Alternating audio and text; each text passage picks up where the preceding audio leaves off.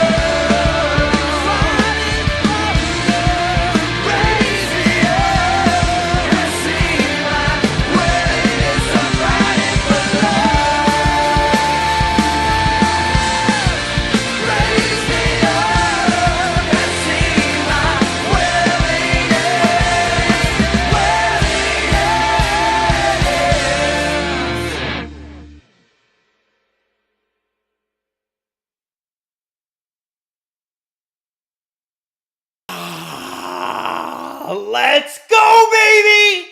Let's go! Hi, everybody. It's Wednesday night. I hope you're in for a great game because it's going to be awesome. Tonight is going to be sick. Tonight is like the game of games for the Leafs so far. This is the Atlantic Division matchup. This is the top of the division, and you're about to watch it. Let's just talk about the stakes here for a second, okay? Okay, so the stakes are this. Toronto Maple Leafs have played 21 games. Florida Panthers played 22. The Leafs have 28 points. The Florida Panthers have 25. Okay? Now, the Leafs, even if they lost, would retain the top of the division. But let's talk about it in real terms. Because you get to keep the top of the division. That sounds all great. It's so cool. Good for you. But you didn't beat number 2. You didn't beat the former Stanley Cup champions. And this is a test. And this is why we picked this game to stream. Because it's going to be a test. And here's the other fun part about this. And producer Hayden before this, he's like, this feels like a Leafs loss, man. I don't know what to tell you. The reason he feels that way is because the Panthers have lost 4 straight games. They should be in first. They were in first. They have been in first. They're not in first anymore. That's a problem for them. Paul Maurice apparently stopped practice the other day and yelled the F word like 15 times. That's what the reporters are saying on the ground. Guys, I'm telling you, this is an exciting, exciting game. No Austin Matthews for the Toronto Maple Leafs, so this is going to have to be all guts. OEL, Stolers, and Steven Lorentz all got their Stanley Cup rings today in Florida, which has got to be extremely exciting. And then they're going to jump on the ice and they're going to play this team. And this is a team that they won with those three players. And they're going to come home. Well, and they're going to feel either, one of two things when they get home. Hey, we did a great job in Florida, or we left a lot of points on the table in Florida. Because here's the thing, the matchup doesn't get easier. Even though there's a good little time frame between, the Leafs and Panthers and Lightning and Leafs, you want to get all four of these points. You want to at least get three of these points. Two of them is passable. But you got to beat the Florida Panthers. You got to beat the Florida Panthers. What's up, everybody? I'm so excited to be hanging out with you tonight. I hope we have a good old time together. I'm saying go Leafs, but I'm sure there's plenty of Panthers fans in the chat as well, and we are going to have some fun. And listen, I know that we had started this as like it's going to be a Monday night stream, so I've changed that. The reason I've changed that is that I think that the Leafs are really good, and there's a better than zero chance that some of the games on Monday night were not going to be that great. Let's be honest. A couple of them were just dead in the water. So we switched to this, and that means we got a schedule coming out for you. And the next game I can already tell you will be next Wednesday against Nashville. It was supposed to be Monday, but I'm going to Monday's game now because I'm a billionaire. Rich guy. No, actually, we had some friends who gave us some tickets. But we get to go see Connor Bedard in person, and then we can catch up about it on Wednesday, you and me. I hope everybody is great out there in Gripper Nation. I'm going to look for, Cassie, me in the chat all night, more likely than you think. Well, Cassie, by the way, shout out to the Cassie gang, Cassie clan. I know that isn't there's a team playing tonight. I believe they're called the Pittsburgh Penguins? Though they play tonight, right? They play the Vancouver Canucks, who are only 2 points off their pace from last season already. Oh, baby. Now let's go through the lineups for the Toronto Maple Leafs. And Hayden, if you can find it, send me the Florida Panthers one as well, because I want to. Okay, he's already sent it to my phone. We got the Leafs one here first. This is not arrived. The Panthers one hasn't arrived. So the Leafs one is this: McMahon, Tavares, Marner. That line has been cooking. Robertson, Holmberg, William Nylander. Okay. Interesting. Grabenkin, Minton, Alex Nylander, Steves, Dewar, Lorentz. Actually, except for the first line with McMahon, Tavares, and Marner, the most stable line of all of those, like the line that's most likely to continue on, is Steves, Dewar, Lorentz. It's a crazy mishmash of forwards tonight for the Leafs. McCabe, Tanev are they're considered the first pair tonight. I don't know why. Riley, Ekman, Larson, Benoit, Timmins, and Stolarz is obviously going to start because this is his former team and they're going to give him that start. The Florida Panthers lineup. Let's talk about it. Let's get into it because they're a lot healthier than the Leafs. Evan Rodriguez, Alexander Barkov, and Sam Reinhart. And I think Sam Reinhart's shooting like 30% right now. It's his shooting percentage. I'm looking that up for you. Sam Reinhart. Let's look at his shooting percentage right now. It's just bonkers. Where is it? Shooting percentage, 27.6% right now. His shooting percentage last year was 24.5%. Everybody's like, there's no way he can repeat that. He's doing it again. So that's the first line. Carter Verhaeghe, Sam Bennett, and Matthew Tkachuk, second line. Luostarinen, Boquist, and Maki Semikevich. And then you've got Greer, Nosek, and Yona Godovic. It's just some new names, but obviously Florida. What's that, Hayden? No Anton Lindell tonight. Well, that's kind of a big deal. Gus Forsling, Aaron Ekblad, Nico Mikkola, Dmitry Kulikov, Nate Schmidt, and Balinskis is in. So I hope I said his name right. I don't know if I said his name right. I'm really not the best at saying names right, but like who is, right? You're right? Anyway, long story short, we have got a game in front of us. This is going to be fun. And I think what we need to do, all of us, is brace ourselves. Enjoy this moment. The Leafs have won the division, and it's interesting because I think Nick Andrade, producer Nick from the CJ Show, looked it up. The Leafs have won a division. Oh my God, this is a really bad stat. Are you ready for this? They've won a division 6 times. 1932, 1933, 1934, 1937. That's 4 of the 6 times. The other times were 1999, and they won the Canadian division in 2020. That's the only time the Leafs have won a division. And I have to tell you, where's it got them finishing second and third in this division? It's not been great, right? What if the Leafs could win the division this year? Maybe it's time. Death Eater 91, big game tonight, hoping the boys can pull it off. Agreed completely. But the stakes are higher than you'd think for game 25. Like, I can't remember a game that mattered this much this year, except for, remember the Winnipeg game? Winnipeg hadn't lost a single game. It was like they were like 7-0-0 or something, and the Leafs beat them. And that was a big test. This team, I'm telling you, amazing. Now, the anthem, which I see some of you kind of talking in the chat about, that was thin, I should say. But we don't need to be Simon Cowell about it. All right? I hope you guys are ready for a good time. This is going to be great. Bobrovsky, Stollers, basically the Florida Panthers goaltending tandem going head-to-head with each other from last year. Isn't that nuts? How do they have both of them? It's crazy. And they let Stollers go because they're like, you know what? We need Spencer Knight to do some stuff. It's crazy. Just going to switch my mic settings here. Testing. How's that? That's better, right? Is that better? Anyway, I just want to say how excited I am to be hanging out with you guys tonight. We are going to have the best time. Craig Berube's just put a stick of gum in his mouth, and we are, hold on, face-off coming. We already got cross-checks happening. Matthew Tkachuk, because why not? He's going after Steves, and the Leafs are starting their 4th line. Here we go. Game has started. Stream has started. Okay. That's kind of wild that he's starting the first. All right. This microphone's driving me a little nuts right now. Okay, here we go. Are we ready? Are we excited? Julia wants to know, will the game be on the stream? I can't find it somewhere to watch. Well, it's on Sportsnet in Canada, but Julia, we don't have $1 billion, which is what it costs to have hockey rights in Canada. So no, it will not be. You will have to use Yarmati Plus, or you'll have to use one of your subscriptions. Pickleball Patty went to the long-term care facility today to visit my wife, Alzheimer's. People there will watch the game tonight. Hats off to the heroes that work there. Agreed. Hey, and I'm sorry about what's happened in your life, Pickleball Pat.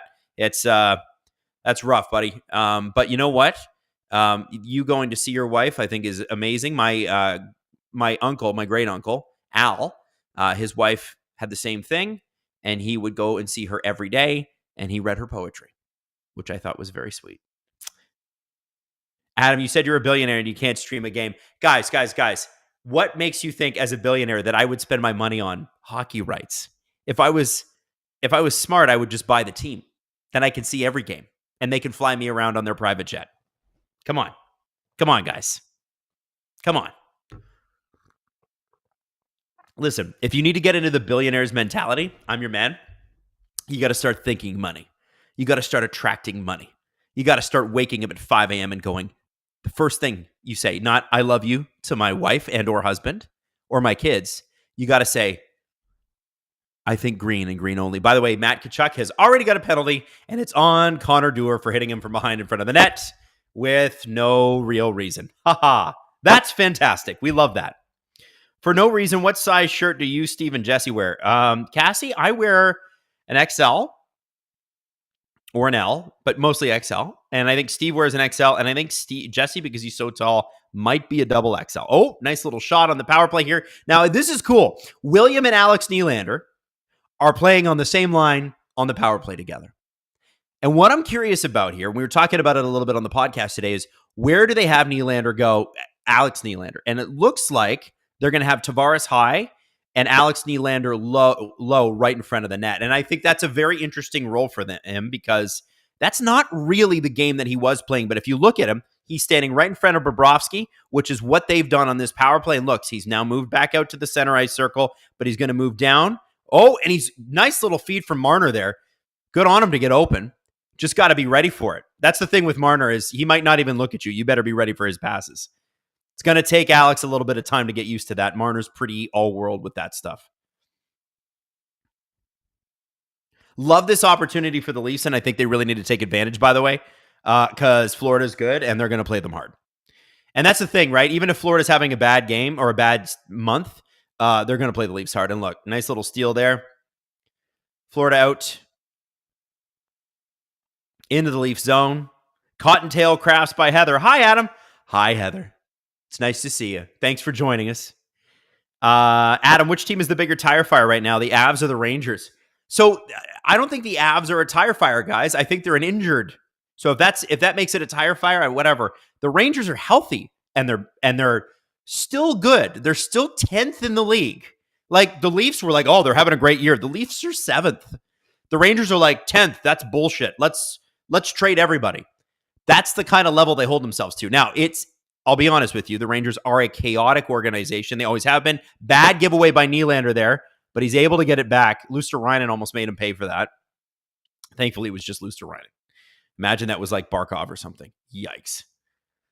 But that's the kind of stuff you can't do against the Panthers. Anyway, I would say the Rangers are the biggest tire fire right now, and I would say that they're not the biggest tire fire in the league. However, when your general manager sends a literal memo to all 31 general managers going, we'll trade Trouba, we'll trade Kreider. I think Lindgren is also on that list, and so apparently is Capo Caco.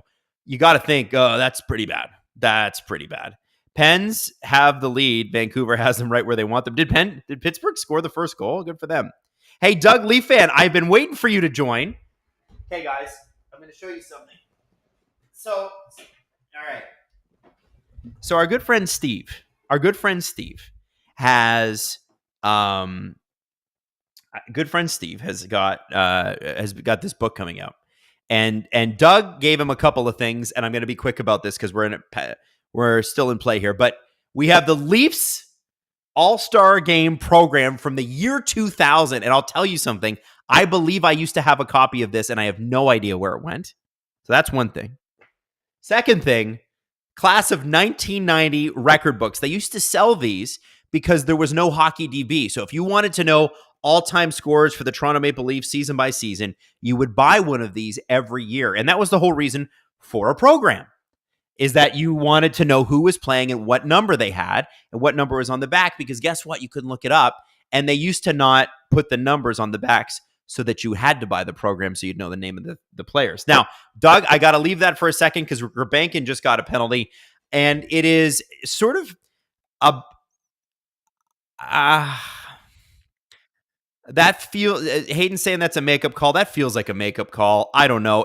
They called it boarding, and he didn't even go into the boards. But okay. Now the Leafs penalty kill has been pretty great.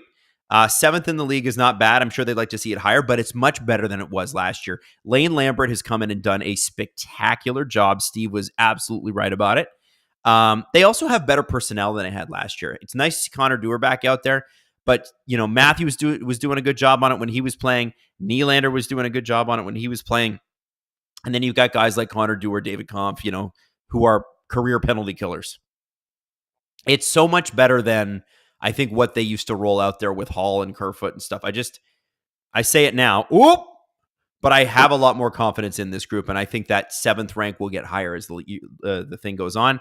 The Panthers, though, they have a good power play. It's 9th. James says, hey, Adam, can't super chat as much over the next while. Work slows down over the holidays for a couple of months, so I got to save that cash, but we'll still be in the main chats. Let's have a great night. Go Leafs, go. James, we so appreciate you being here, buddy. Whatever you can do. And you know what? Super chat or not, Ripper Nation loves and welcomes all. It's exciting. Hey, Cassie just dropped 50 subs. Let's go, Cassie. Let's freaking go. Hey, we got a poll up in the chat, too. How are we feeling about Adam's stash? Hot, keep it. Hot, but shave it December 1st. It's for a good cause, I guess. Oh, we got a Panthers goal here. Barkov.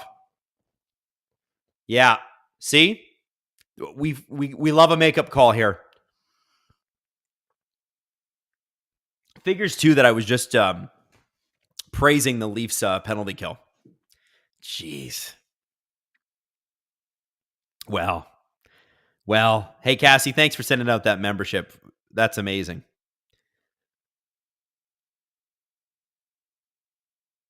So let's see what happened here. So Stollers is in position for this. It just kind of sneaks by him I think on the left side. Yeah. It's a well-placed shot. I'm not This is odd, but I'm not too worried about it. Does that make sense? Natalie says hi, Adam. I think that's my Natalie. So everybody say hi to Natalie. Hi, Natalie. It's my wife, Natalie. Robert Bett.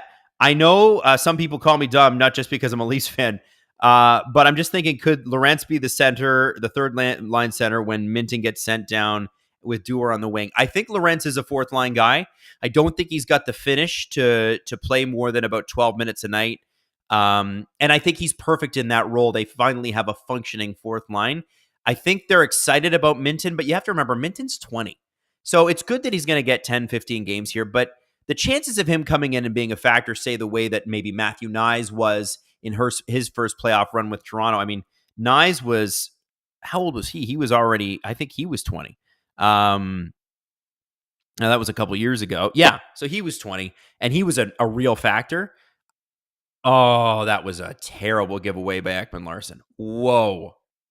And that's a goal. It's 2-0 for the Panthers. I don't know. Maybe I should be worried. I hate the giveaway. We're just talking about Minton. There he is on the screen. The Panthers have been 5-on-5. They've been all over them. So Ekman-Larsson, Robertson doesn't get there. Oh my God. Just soft in front of the net. Soft. So Ekman-Larsson really didn't, I don't know if he gave it away. It was just a bad pass to nobody. Robertson wasn't ready for it. And then look, so Ekman-Larsson's got his man, but who's got Florida man? Get your Florida man. Find your Florida man. We need these lines to get out there and do something. And this is a big game, and we've talked about this for obviously many reasons. It's a big game, but this is where if you're Alex Nylander, you're Alex Steves, you're Nick Robertson, you're going to get some time to play tonight, and we're going to find out whether or not you're ready to play in the playoffs. Are you going to help? If we call you up during the playoffs, if there's an injury in the playoffs, are you going to help? Or are you just going to be a guy wearing a jersey that night? Because there have been a lot of passengers on these Leaf teams in the past, not a lot of role guys. They're looking for guys who play specific roles. And we were talking about, we had a question there in the super chat about Steven Lorentz being third line center. I think Steven Lorentz is a fourth line guy, and that's his role, and that's set, and that's a good thing. I think the issue the Leafs have had is that they've had a bunch of guys that are interchangeable. And that means if you're the master of, if you're not bad at everything, it means you're not really that great at something. And that's what they had a bunch of, especially in the Dubas years. They had a bunch of guys that were like, okay, but Dennis Malgin's going to play tonight. He's okay, I guess. But you need people that are going to play roles. And that's what Berube's looking for here. Obviously, they've got role players that are going to come back off of IR and suspension. But damn, this is your chance. It's the NHL. Tonight, it's got to be tonight. Every night is the night. And we'll see what they can do. Now, they're already down 2-0. Stollers has looked fine. Just, goals go in. But, here we go. Nice little steal by Nylander. Nobody with him. And this is going to be a big test for Willie because Holmberg Robertson is bonkers. What a freaking lineup. Yikes. Holmberg, I feel for because I think he's been it's been rough for him. Robertson never stops working, never stops hustling. Seems to be just like a total dog on a bone type of player, but it's not been going in, and the Leafs desperately need some depth scoring. Like all this winning has masked the fact that nobody is scoring if they're not on line 1 or 2.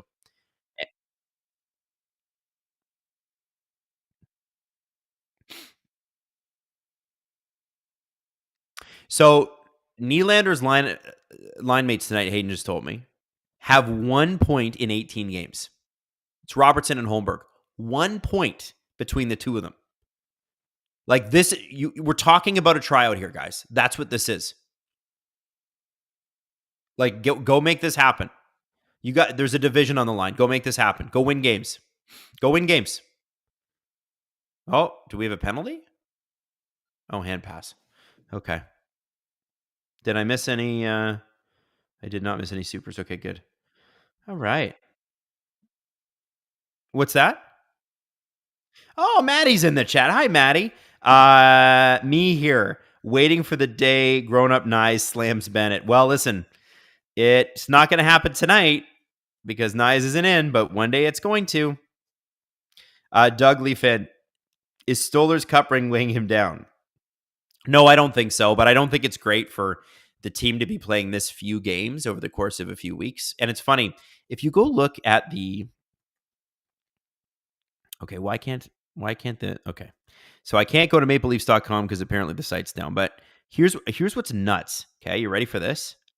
Starting next Monday, the Leafs have 4 games in 1 week. So that's Monday, Wednesday, Friday, Saturday, back-to-backs, right? Hey, Saturday's against the Penguins, Cassie. And then the following week, this is even more bonkers. Tuesday, and then December 12th is a Thursday, and then December 14th is a Saturday, and then December 15th is a Sunday, and the 14th, 15th, back-to-back Saturday, Sunday is back-to-back from Detroit to Buffalo, so it's back-to-back with travel. It's a short travel, but it's still travel, and it's a 7 p.m. game on the Saturday, and then a 5 p.m. game the next day. So it's literally 22 hours later. And by the way, the Sabres look good, and the Wings are desperate. That's not going to be an easy weekend. Yeah. Wow. We are going to get 8 games in 14 days after this. This stretch has been a little bit bonkers, but 8 games in 14 days.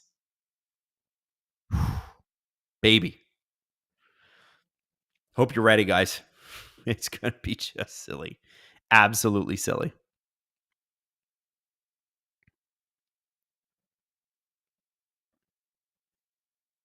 Shane Beresford gifted 5 SDPN memberships. Thank you, Shane.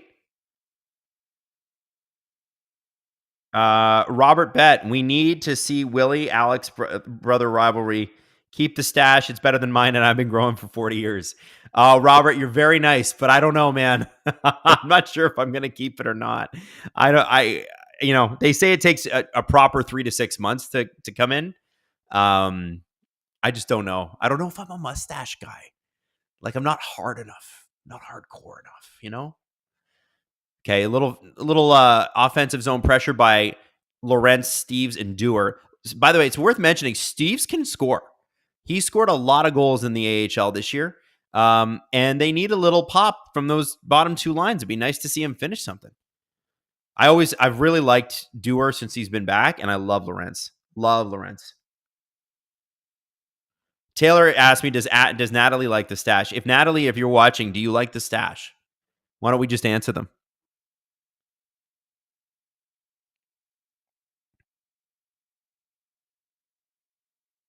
Pierre-Luc Dubois, Adam, you were always hard in my books.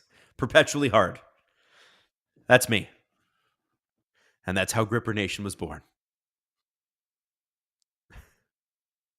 I'm feeling surprisingly relaxed about this. I don't know why. Hey, Jeremy Froulet Lalande has joined STP VIP. Jeremy, thank you for joining. It's nice to have a new member. Enjoy the episodes. We just recorded another one today, and they come out Friday mornings. And then we have our Friday night episodes as well. So, and by the way, you have access to the entire back catalog. And if you want to, you can join VIP ad-free, which is the next tier up, and watch all of your content ad-free. How lovely. Cassie, Adam keeps mentioning a fake tan. I don't know her. A fake team. I don't know. Pickleball Pat Batty. Have the Leafs and Sabres ever been good at the same time? Yes, late 90s. Cujo Leafs, Hasek Sabres. Natalie Drake. Hey, Natalie Drake. Yes, I like the stash. Thank you, Natalie. Appreciate you. Mike Schmidt. Damn, Mike Schmidt just dropped 50 memberships. You got, oh, here we go.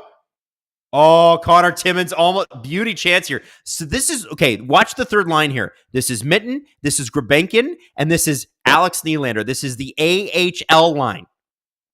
And that was really good offensive zone pressure. That's what you want to see if you're Craig Berube. If I'm calling these guys up when there's an injury and the stakes are high, it's round 1, round 2, round 3, maybe round 4. Be awfully nice if they could come in and contribute and not just be guy who put skates on tonight, right? It's pretty good. Guys, welcome everybody to the VIP experience. Cassie's dropped 50. We had Shane who dropped 5, and then we had Mike. Guys, thank you so much. That's 106 new subscriptions for everybody. And the great thing is that there's going to be a bunch of people that get to check out VIP for the first time. And if you check it out and you love it, we would love it if you renewed your subscription to SDPN, because we're always working to make it great and amazing for you. And that's just really cool, guys. Thank you very much. Matthews and Nyes to return next game. That's a question from Julian, who is always on these streams. Hi, Julian. It looks like Matthews will. It's hard to know about if it's hard to know about with Nyes. He's skating, but concussions are weird, man. I don't think they're going to tell us until right before. Justin Fisher, are you excited for Skeleton Crew? Yes. And you know why? Skeleton Crew, Star Wars. You know why? Star Wars break here because we're in commercial. You know why I'm excited for Skeleton Crew? Because Skeleton Crew is not afraid to admit what it is. It's a child's show. It's for kids. And you know what Star Wars is for? Kids. And that's why we go back to Star Wars, because it makes us feel like what? Kids. So when people get all hardcore about, well, the lore and the this and the that, chill out, man. It's for kids. It's for kids. And to be honest with you, I am excited that they are branding this as a kids show. I'm going to watch the absolute crap out of it. And I can't wait to see Jude Law in it. And I'm jacked. It's going to be awesome. Can't wait. James asks, hey, Adam, did you hit 130K on the last stream? Or was the 130K hit afterwards for SDPN? It was not hit during the stream. It was hit like literally right after the stream. It was like hit around midnight that night. So funny. I was like, come on, we can get 30 subs. And then we randomly got them overnight. You just never know, right?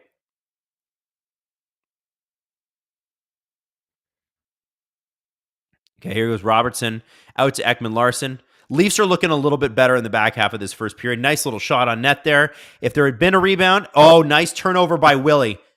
Down to Robertson. Oh, jeez. Come on, Nicholas. Hang on to that puck. OEL with the... no, that wasn't OEL. That was William Nylander to OEL. Bobrovsky. Come on. Oh, man, that's great offensive zone pressure. That's now 2 shifts in a row. We had the AHL line with Minton, Rebenkin, and Alex Nylander. Really good pressure, and then great pressure there by the other Nylander line featuring Holmberg and Robertson. Now let's go throw the fourth line out there. Or is it the first line? Who's out there? Yeah, first line. McMahon, Tavares, Marner. And what's great is these guys get to walk on the ice with momentum already. They don't have to create it. They can just extend it. Because it can't always come down to them. It's got to be other guys. You got to step up.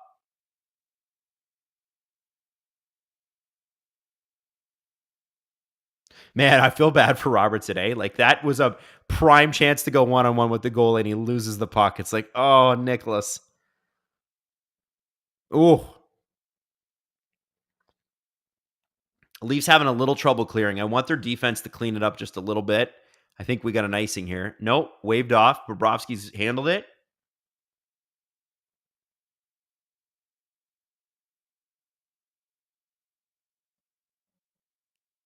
Okay.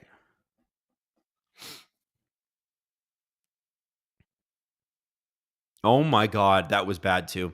See, the Leafs are not clean in the defensive zone right now. And it's the first goal was a power play goal and it was a great Barkov shot. Okay, fine. The second one was bad defensive play, bad defensive formulation between OEL and Robertson. There's just no two ways about it. And it sucks because OEL's been great and Robertson's been trying his freaking hardest. No one tries harder than that guy. And for anybody asking, the reason I do streams during the weekdays, Steve does them on Saturdays. We both do them. It's not just Steve's thing. Anyone can stream. They're letting anyone do it these days. James, Robertson needs a priest to exorcise some demons. He's straight up cursed. Yeah, honestly, amulet. I think he knows a guy that can get him an amulet. Get him an amulet. Do it. Why not? Hockey players are so suspicious, superstitious. Why not? Go get an amulet. If it makes you feel good, go score a bunch of goals. I think Robertson is still capable of like 25 goal seasons. I do believe that. He had 14 and he played like no minutes last year. Or 15. Was it 15? 15. Okay, here comes the AHL line. Minton, Nylander, Grabenkin already got a shot. I really like these guys. They're working. And by the way, Berube loves Grabenkin. That's a Berube guy right there. Minton and Ekblad in front of the net is an interesting little battle to watch. I don't think Minton's huge, but he's going to have to play a bit of a harder nosed game with this system. And I'm just curious to see how he adjusts to it. I think he's capable of it.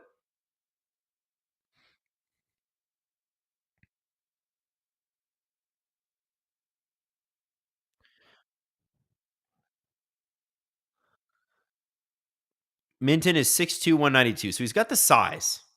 That's what Hayden says. He's 6'2", 192. He's got the size. Dude guy 7'7" Adam got strong Magnum PI vibes tonight. What do you think? Could I pull it off? Could I drive a really hot sports car and arrest people? Would you disobey this face? I don't think so. Should have brought my sunglasses upstairs. You should honestly, with sunglasses on, like if you put aviators on this, it's pretty wild. I might do it on Friday's show just because it might be my last day with the mustache. By the way, new episode came out today. There's going to be a new CJ show tomorrow. Adam, overall thoughts on Stollar's gem or what? Josh, I thought he was a gem when they signed him. He led all goalies in save percentage last year, all goalies who played over 25 games. The fact that the Leafs were able to get him, and you look at all the teams that have had goaltending problems, I think of like Vancouver, although they thought Thatcher Demko would be ready. You look at Pittsburgh, you look at Detroit, and they got this guy for 2 years at 2.5 schmel. Wolves' contract kicks in next year. Wolves look strong. Stallers will kick in a year after that. But even then, let's say those guys, like Wolves going to make 4. Let's say Stallers goes to 6. The salary cap's going to like $110 million. So if you're spending 8% of your cap on your goaltending and you get goaltending like we've had this year, you take that every time.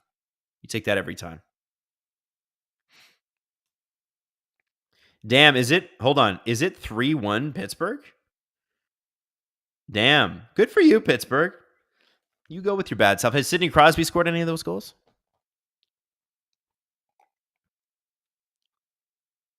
There it is, Magnum P. Oh, yeah.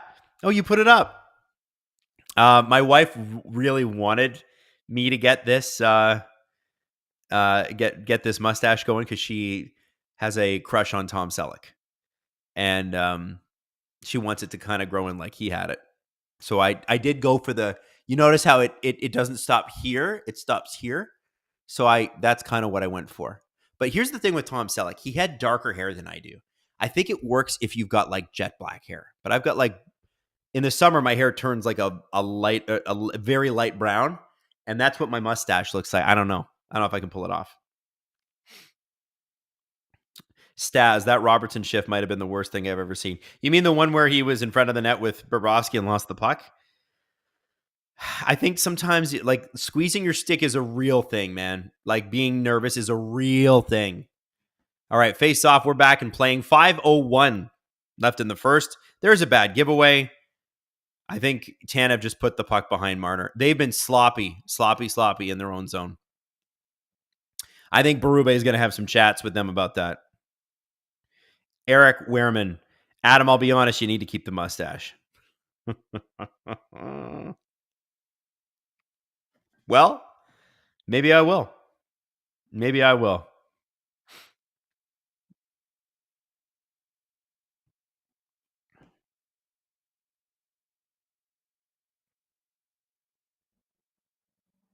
Okay, here we go. There's Marner, muscled off the puck just a little bit there, but he, typical Marner, still skates through it and almost gets it back anyway. The guy's been playing out of his mind. You cannot deny Mitch Marner has been spectacular.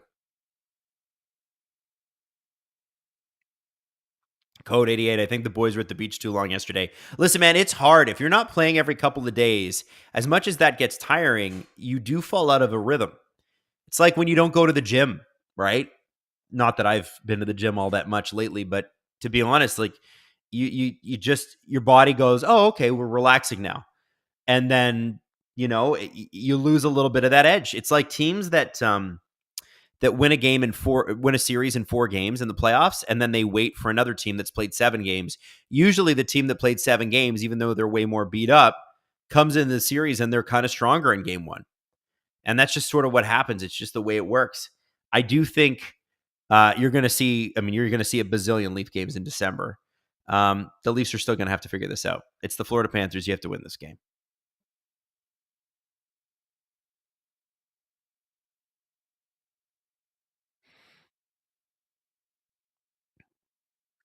Mel says, hello. Hello, Mel. Hello, Mel. 3:18 left in the first period. Leafs looked a little on their edges to start this game. I would say around minute 10, minute 9, they started to really sort of get into it. And I really like this third line. I wasn't sure how I'd feel about Alex Nylander, Minton, and Grebenkin. But they've had some good offensive zone pressure. As you saw there, they would have been able to maintain pressure had the Leafs not been changing defense. But I have to say, and it's smart of Berube to put out McCabe and Tanev. Boy, they've been sloppy on D. Holy moly. Really sloppy. That's very uncharacteristic for Tanev. Wow, that is also bad. Yeah, and sloppiness happens. You're going to have bad periods. But what I think is interesting is Berube is putting his most trusted defensive pair out there with these young kids and letting the young kids go and do stuff. I guess calling Alex Nylander, a young kid, he's 26 now. He's now a veteran. I like Alex Nylander's game tonight. I like Minton's game. I like Grebenkin's game. I think the thing that they're going to have to adjust to is the fact that, and they've all been scoring a lot in the AHL level. They're going to have to adjust to the fact that they just don't have the same time here. They do not have this. It's like split second, make a move. Don't think, just do. Yeah.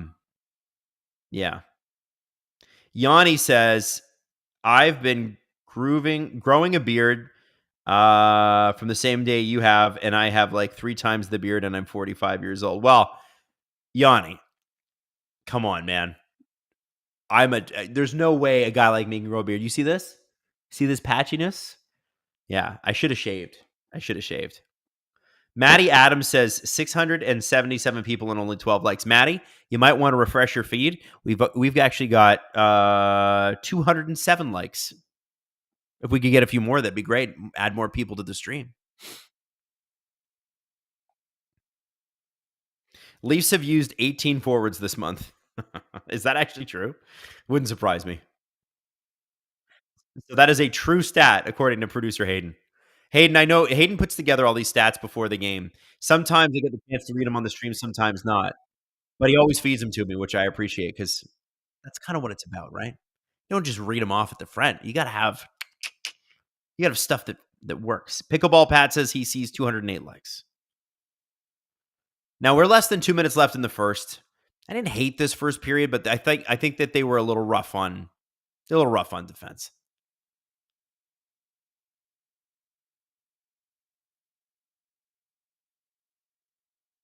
All right, let's go.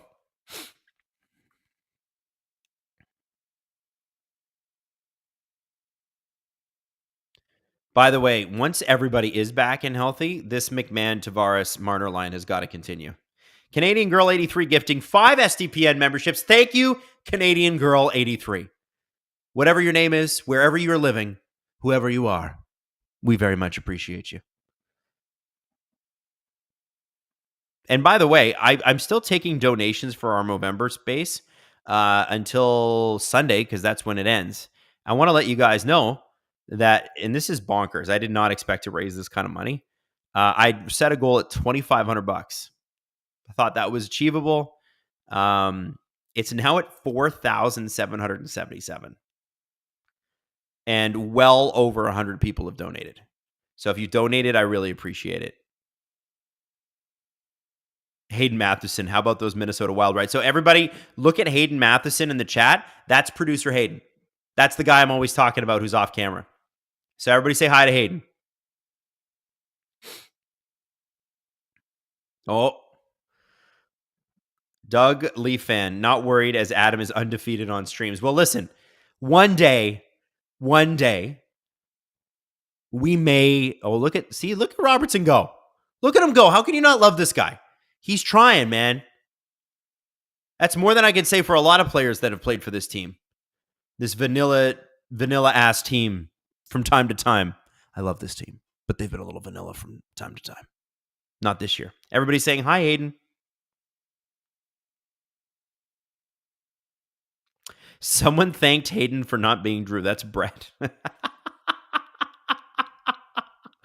Oh, man. You guys, I have to say, it's so funny, eh? Like the reaction to Drew, because he's one of the best people in the world. It's funny. His online persona is he wants to be the heel. He wants the heat. What can we rename Gripper Nation's Cup? Well, we should do a Gripper Nation Cup. Puppy Girl says, congrats, Adam, for reaching your goal. Love SDPN. Well, thank you, Puppy Girl. I appreciate it. I also noticed that you're an SDPN VIP member for 9 months. So basically, you signed up right at the beginning. That's awesome. Thank you so much. That's so cool. 21 seconds to go in this period.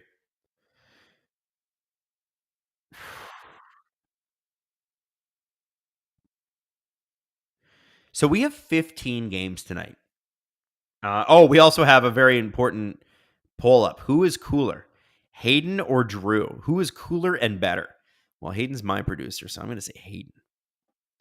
And also, a big shout out to Silence Averted. 20 gifted memberships. That's the end of the first period. 20 gifted memberships. Thank you, Silence Averted.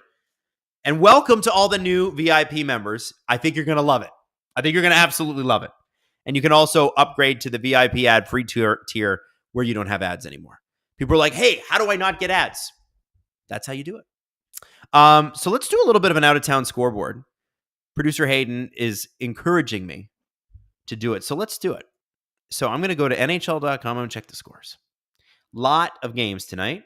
And it's a fantasy hockey dream. I'm going to just tell you that how are my teams doing?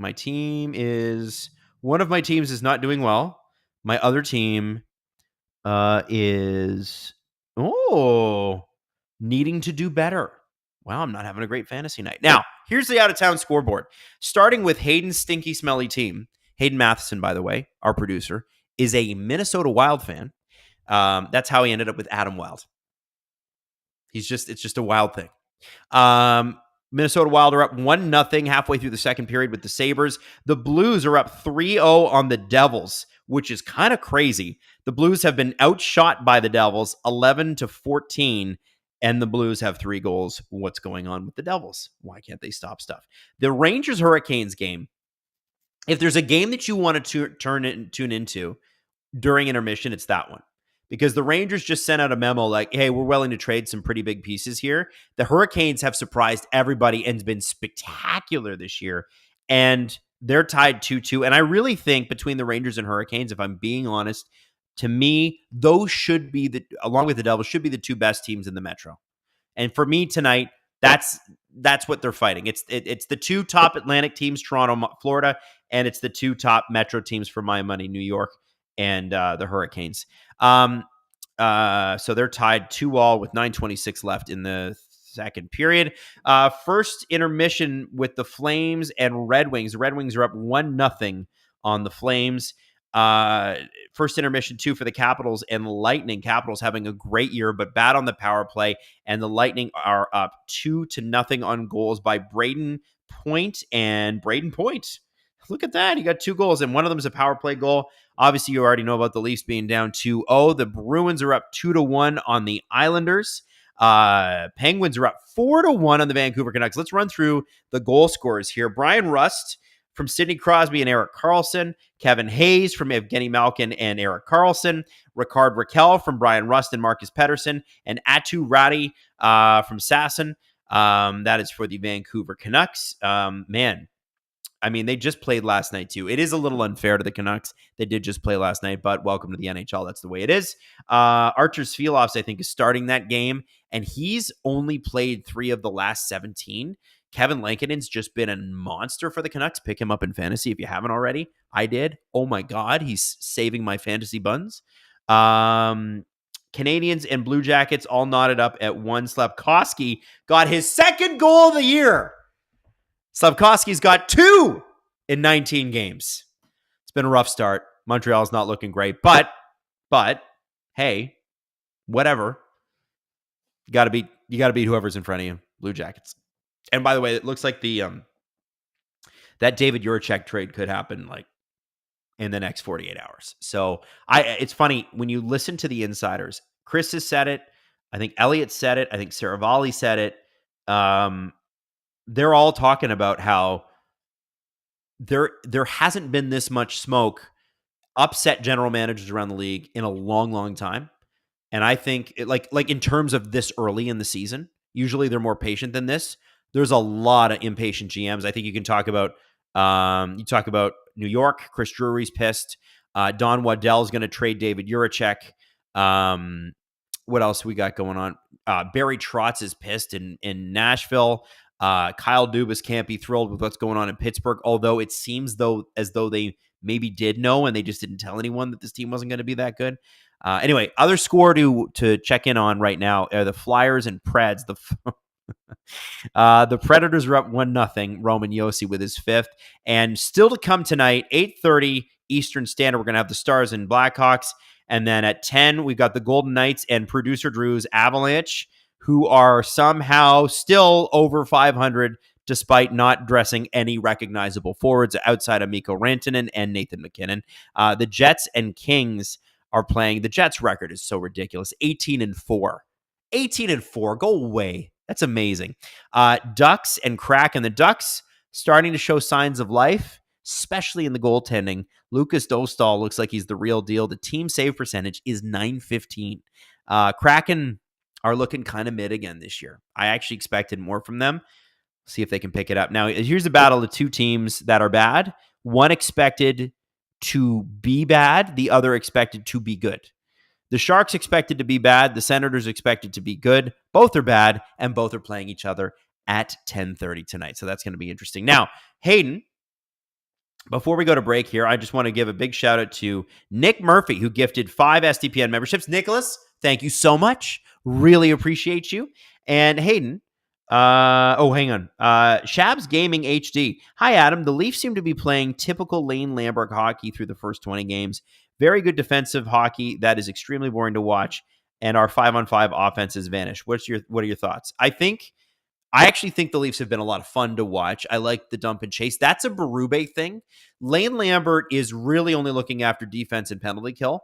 I love the way the forwards are getting back for defense. Yes, their goal scoring is down, but you also need to look at who's not been playing well. Like, if I had told you that through 23 games or 22 games or whatever this is tonight, Matthews has 5 goals, you'd be like, well, that's a disaster. Well, it hasn't been one, but he only has 5 goals, and he's only played 12 of those 22 games or 21 games or whatever it is tonight. It's a big deal that they're playing good defensive hockey. It's a big deal that they've got good goalies. I think that the next step for them is adding a third line center that can help them score. And if you can spread Nylander, Marner, and Matthews out over 3 lines, I think ideally you pair Domi with Matthews when Domi's healthy again, because again, he's not healthy. You have Tavares and McMahon. Tavares, McMahon, Marner's pretty sick. And then maybe Willie driving another line with this new centerman. People have kind of floated Nick Bjugstad. I hate to say this because I know it's not a popular answer with some Toronto fans, but I got to tell you, Ryan O'Reilly would be absolutely perfect. And if Barry Trotz is serious and things don't pick up and they're going to trade, guess who doesn't have any trade protection? It's Ryan O'Reilly. And the Leafs, I think, would be interested in that. Depends on what it costs. But anyway, Shabs, that's a great question. And by the way, I believe that's your first. I believe that's telling me it's your first super chat. So thank you for that. That's a really great super chat. Okay, I got to check my phone. 2 quick super chats. It's not coming through on there. Hayden. There we go. So we've got we have a gifted 20 memberships that I missed. I'm sorry about that. Thank you very much. And I can't see her name who donated, but anyway, but she also had a question. I just want to say how excited I am to have the PWHL takeover coming to Denver in January. Happy Thanksgiving, Adam, even if you're only half American. Well, I am, and I do observe Thanksgiving. My mom's out of the country for this Thanksgiving, so we'll be celebrating from afar. But happy Thanksgiving to all of our American friends today and this week. American Thanksgiving is far superior to Canadian Thanksgiving, and it's all down to placement. I love Canadian Thanksgiving. Don't get me wrong. But I would much rather Thanksgiving be in November than in October, because then it gives us September, which is everybody's back to work. October is Halloween month. November is Thanksgiving month. December is Christmas month. It's far more organized, far more civilized the way the Americans do it. Yanni Havisto says this, ranting in for Marner and Hockenpie. I don't think so. I think the Colorado Avalanche are never trading Mikko Rantanen, and I don't blame them. Why would they? He and Nathan McKinnon and Cale Makar are saving their season. Okay, so Hayden, what clip are we going into?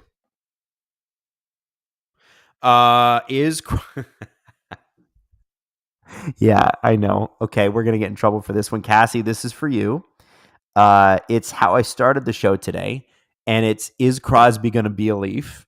And that is, believe it or not, been a topic of conversation around Toronto. And listen, I knew he grew up a Habs fan, but the Habs are as bad as the Penguins right now, so that doesn't make sense. I personally think he'll end up in Colorado if he doesn't finish his career in Pittsburgh. But what if? What would that look like? Watch the clip. There is one thing I'd like to acknowledge. What that? Is that yesterday, somehow, some way, Sidney Crosby coming to Toronto made its way into the Toronto news cycle. Oh, no. It started with a hockey news article. Okay. No. I'm not going to spend a ton of time on this. No. Started with a hockey news article, which then made its way across the internet. And then this morning, I'm running the board for my mom's morning show because they're in Barbados right now. So was I. And she's like, I don't have anybody to run the board. And I was like, okay, fine. And I see not only handsome Chris Johnson on Insider Trading 4 different times on mute, Hot.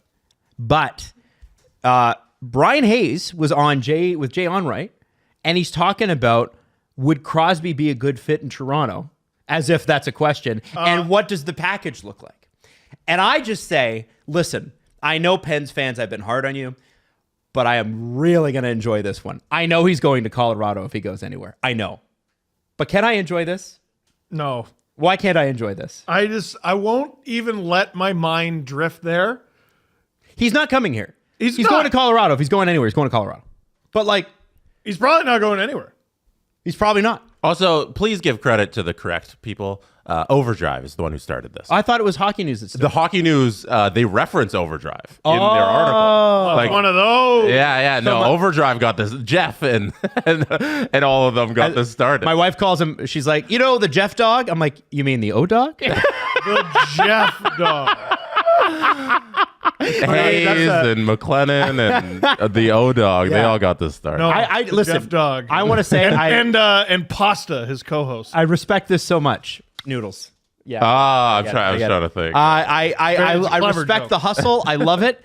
And clever. I hope that this ping pong ball that they've created never loses momentum, and that it just pings around the room like a stray bullet, doesn't hit anyone, doesn't stop, just keeps going until Crosby inevitably says, I'm staying here for the rest of my career. Can you all shut up? Oh, God. He's not saying that. Well, and no. if he meant Is it, he anyone would have said it already. Is anyone asking him, though? I don't think anyone's asking him. No. And, well, they haven't yet. Oh, stop it. They will. Do you think they won't? People are saying. You got to ask the question. You're hearing it more and more. That's some of those are my favorite get out of it prepositions. Like, people have been saying. You're hearing it more and more. Yeah, there are rumblings. Chatter's picking up. There's no question. Let's talk about what really matters, though. I thought this wasn't happening tonight, but Jesse and Steve, and especially Jesse, who would know, is correcting me. Austin Matthews is very likely playing tonight. Well, I know.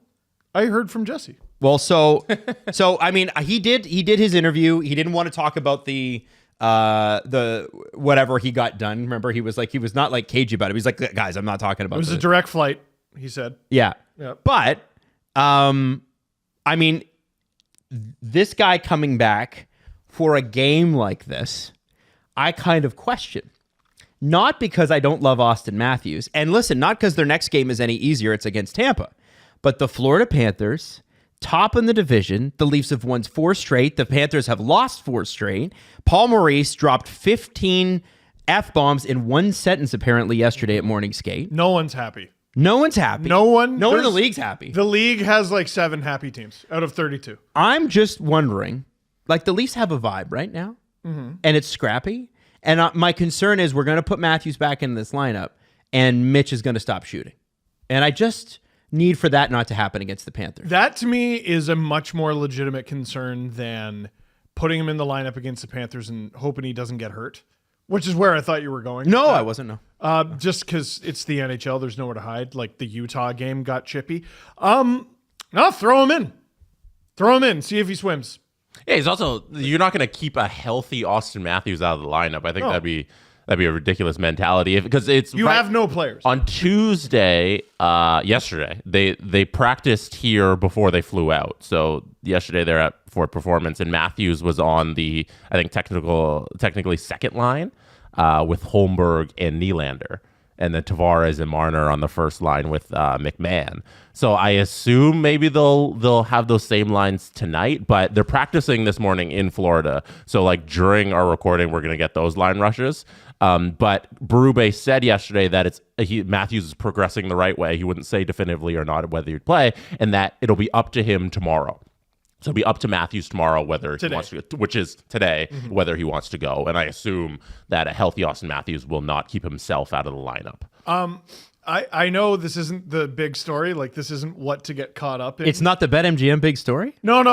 That's Mondays. That's Mondays. But no, Justin Bourne, I thought, had a great point.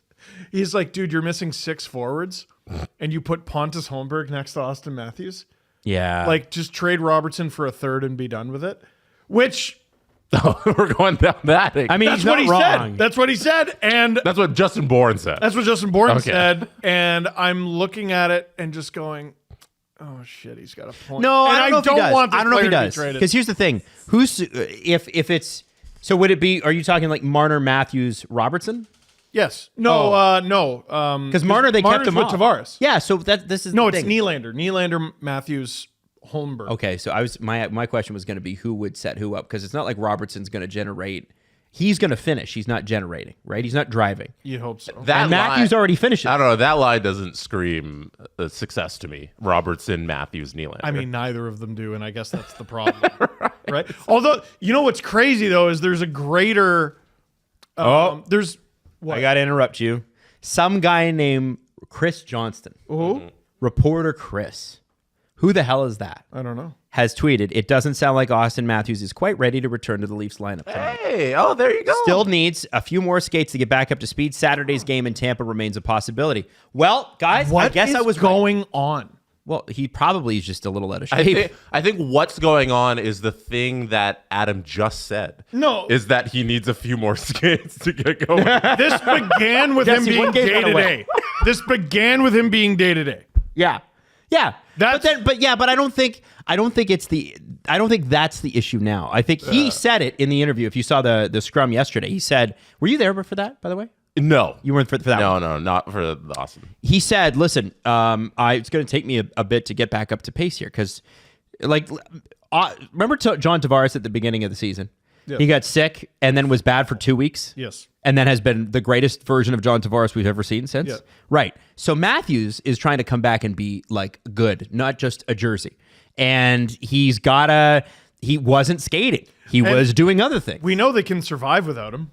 Yeah, this is for me what I think is so opportunistic about this game. Like, I think this game is it's very clearly their biggest test to date. We're 25% of the way through the season or more. You need to have a good effort tonight. You need to have guts tonight. And I thought Marner and Nylander and some of the other guys had a really gutsy effort this weekend. Oh, yeah. Like, really gutsy. And I want to see what this team looks like without Austin Matthews going up against the team that they're fighting for the division title. And really, right now, whoever wins this game is going to be leading the division. I think that matters. And I want to see these guys, because remember, the whole thing on Mitch is like, oh man, he's playing great hockey, but wait till April. And I get that to an extent. Although the guy does have, there are moments of Mitch Marner being an absolute animal in the playoffs. I'm thinking specifically about Game 3 against Boston. Am I up? Am I here? Are we back? Are we ready? Sorry I had to cut everything off. I know it was a lot of fun listening to how the Leafs are going to get Sidney Crosby. But I would tell you that here's the fun part. Probably won't happen. But yeah, it'd be really kind of neat if it did. Wouldn't it? That'd be good vibes. So Leafs had a bit of a spotty first period. Faceoffs already happened. 1950 left, by the way, if we're aligning our streams. Bit of a spotty first period. I feel like it's going to be a lot better this time. I think Berube is probably telling them, hey, clean up the defensive zone exits, boys. It's not good. And there you go. You start off the period with the fourth line again, and they instantly get it down deep into the faceoff zone for the Panthers. And look at that. It's a 23-second shift. 23-second shift. And what does it get the Leafs? Faceoff in the offensive zone. And I'm curious to see. Yeah, so the fourth line is off. It looks like the Tavares line is out there. That's great. That's what you want. Give your big guys a chance to score. Don't leave it to them to just do stuff. And that is how a line assists another line with a scoring chance. And look at that. We just got a shot. There wasn't a rebound there. Bobrovsky's really good at clearing them. It's annoying, actually. And he certainly has had the Leafs numbers in previous years. I think the Leafs should break through tonight and just get them scared. That's what I think. Wouldn't it be great to beat them without Matthews and without Nyes and without Domi and Yardcroc and everybody else who's been injured? Be kind of sick, right?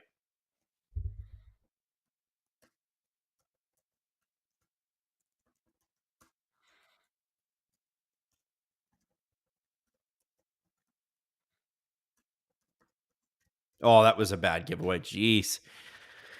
That's what I'm talking about. That there's just a little bit of, I mean, you got to give the Florida Panthers credit. They forecheck really hard.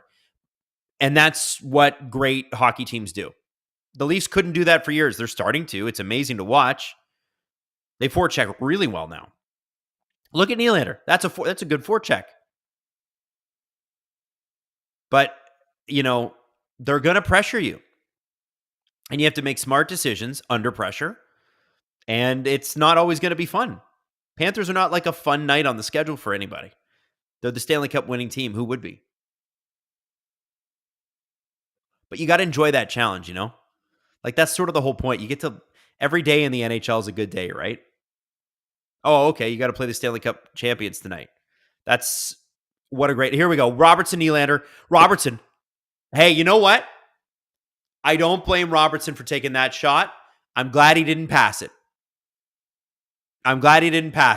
Let him get a shot on the net. You got the offensive zone faceoff. I don't think he would have made the puck over. Cassie says, Adam, check your Movember total. Cassie, I did check my Movember total. Ladies and gentlemen, I have officially reached over $5,000 on my Movember page. And it is entirely due to Cassie.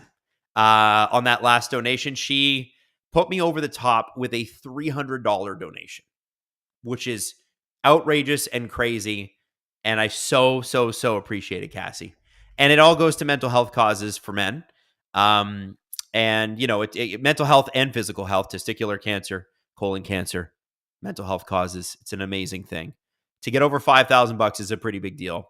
I certainly wasn't expecting that. And I just want to say how much I appreciate it, Cassie. Thank you. You're amazing.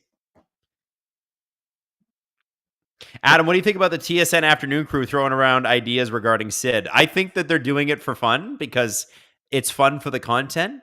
And we talked about it on the show today, and we actually just ran that clip in the intermission. And people are saying, Cassie, you're an absolute legend. Cassie is a legend. Jesse Blake did not like Robertson weak backhand to the goalie. Jesse, I don't think he could have got that pass through, man. I know you're a Nylander booster here, and I don't blame you. But I have to tell you, I think Robertson did the right thing. He's just got to get a shot on the net. Just a shot. Cassie, you rule. Everybody loves Cassie, and they should in the chat. Cassie just rocks. Also, Cassie's Penguins are winning. Go Penguins. Hayden is asking me to clap at puck drop. Hey, really quietly, something to watch tonight. Fraser Minton is a point-a-game player. He's played 2 games. He has 2 points for the Leafs. Let's keep it up, Fraser. Jesse, go back and look. Jesse's saying, don't blame me, blame Robertson. Jesse, go back and watch the play. Do you really think Robertson's getting the puck through? I don't think so. I think the Panthers defenseman had a good position on him. That's what I'm saying. Andrew, ban Jesse Blake. Here we go. Face off. 17-17 left in the second period. Jesse is going to go back and watch. I know he is. He's going to be like, actually, you're stupid and wrong. And I'll go back and watch and go, man, Jesse's probably right. Listen, for a guy like Robertson, I'm rooting for him. I'd like him to score some goals, though. But I am rooting for him. Is it Jesse's fault that Robertson didn't pass? You have to ask the question. He's probably going, screw Jesse. I won't have it. It's going to be my goal now. Probably is.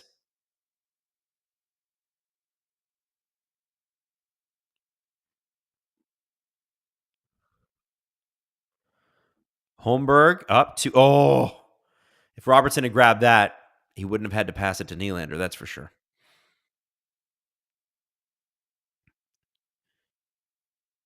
$16-19 left in the second period. Little bit of neutral zone play here. Robertson back to McCabe. Robert Bett almost ready for that third round pick for Robertson goal. Think of when the floodgates open. Now, listen, he is snake bitten. There's no question. And the guy's not going to be able to drive his own line, and size is an issue in the NHL for him. But I will never root against the guy that tries that hard. That guy is all energy all the time. Feet are constantly moving.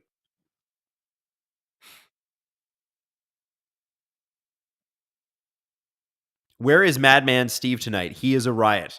He will be coming back on Saturday. We both do our streams. I think there's a lot of people here who are checking this out for the first time who've never seen a stream outside of Steve. Well, welcome. Jesse and I do them too. Oh, Marner just crushed Barkov from behind. Good save by Stollers. I have a bigger issue with anyone passing to Holmberg on a 2-on-1 than that play. Jesse Blake, Jackie knows what's up. Winnipeg owes me a thank you. That is a reverse curse. Absolutely, Jesse. Here we go. No.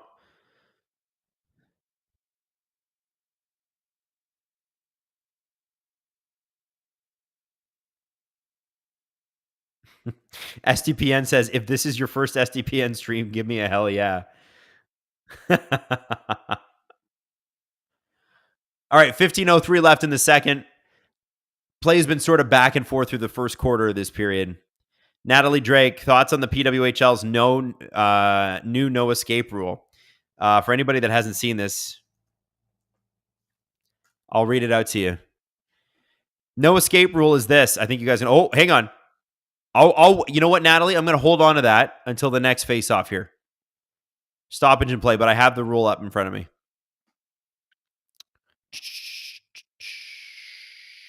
And then buying into Adam being a Pens fan. Buying Adam into being a Pens fan.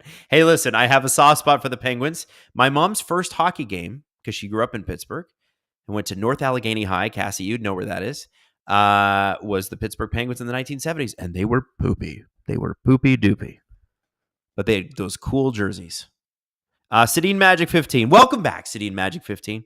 Hey, Adam, the Penguins are up 5-1 on the Canucks, so I'm switching over to the Leafs game so I can watch some good hockey. Well, second half of a back-to-back, what are you going to do? And the Penguins have got to win at one point or another. But welcome to us, Sedin Magic. Adam from Wazoo, favorite Thanksgiving side dish? Stuffing. Stuffing with gravy, baby.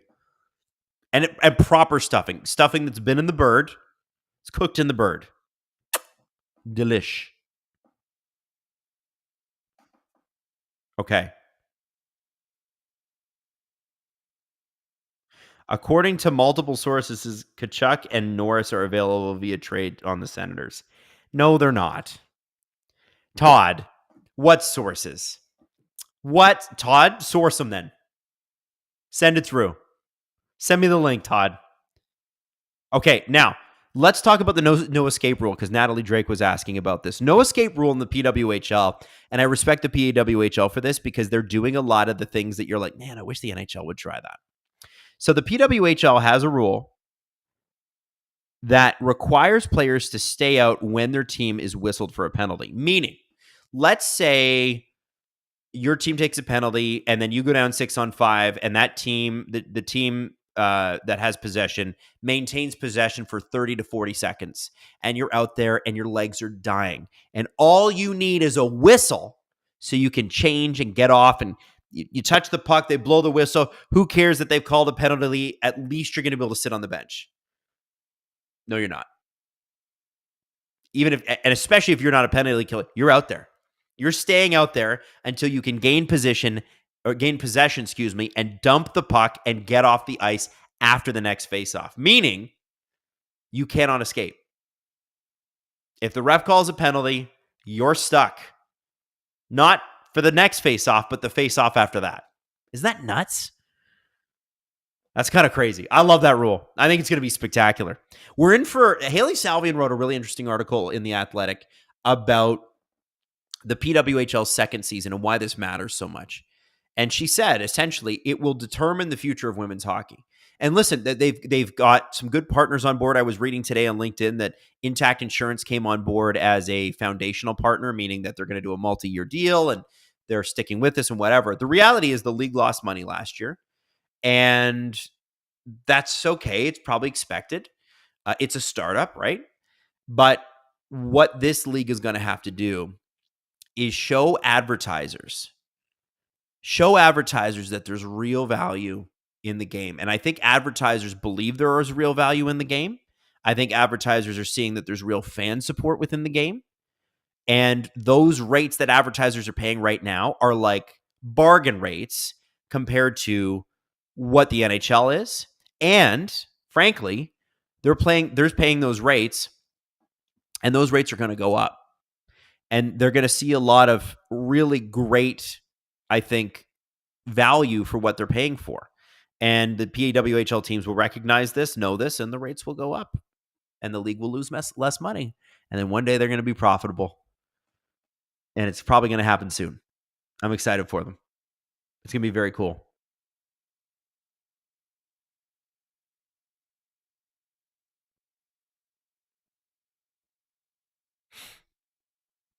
There's Tanev.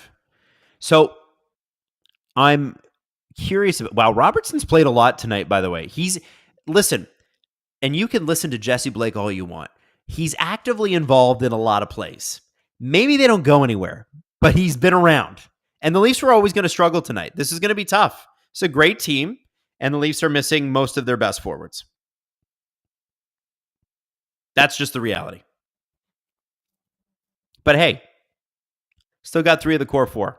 You still have a chance. You can win. Let's watch the Panthers forecheck here. Bennett, Kachuk, Verhaeghe do such a good job. Oh, wow. Okay, that's going to be... Bennett just beamed Stollers in the head. Or was it Kachuk that beamed him? Stollers fell backwards. I hope he's all right. He's not... He doesn't seem like it's... And I think Maurice is trying to see if he sold it. You can't... So this is the problem with the Panthers in the playoffs too, because the ref's never going to call it. You're going to have to literally beat the crap out of each other. You're going to have to beat the absolute. If the Leafs and Panthers play again, oh yeah, Kachuk hit him in the face. You're going to have to. It's going to be like a war of attrition. You're going to have to Bennett put Nyes out of the series 2 years ago by literally running him from behind the net. That's what the NHL allows in the playoffs. That's the kind of game you got to play. And I think with a guy like, when Yanni Hakanpää is back to full health and that sort of thing too, that's really going to help because that guy is an absolute monster. He's huge. And he's good. That helps. Being huge and good really helps. Here we go. Oh, Robertson. Tavares. So used to Robertson missing goals that Tavares, it just kind of flittered over his stick there. Here we go.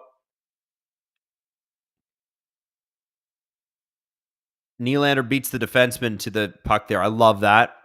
Oh, no Leaf defenseman there to hold it in. I think that was Marner. Just got there a little bit late.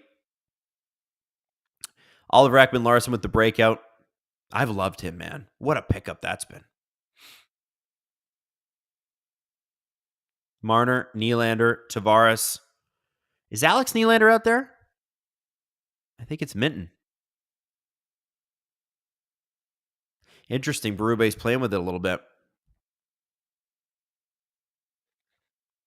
We need a power play goal tonight. And that was a really bad pass. What the heck? Ekman-Larsson does a great job boxing him out. That's how you do it. Draw another penalty, too, while you're at it. The guy's throwing punches at you. Timmins. See, did you see that? By the way, Jesse, did you see that Robertson was involved in that? He tipped the puck. Just saying.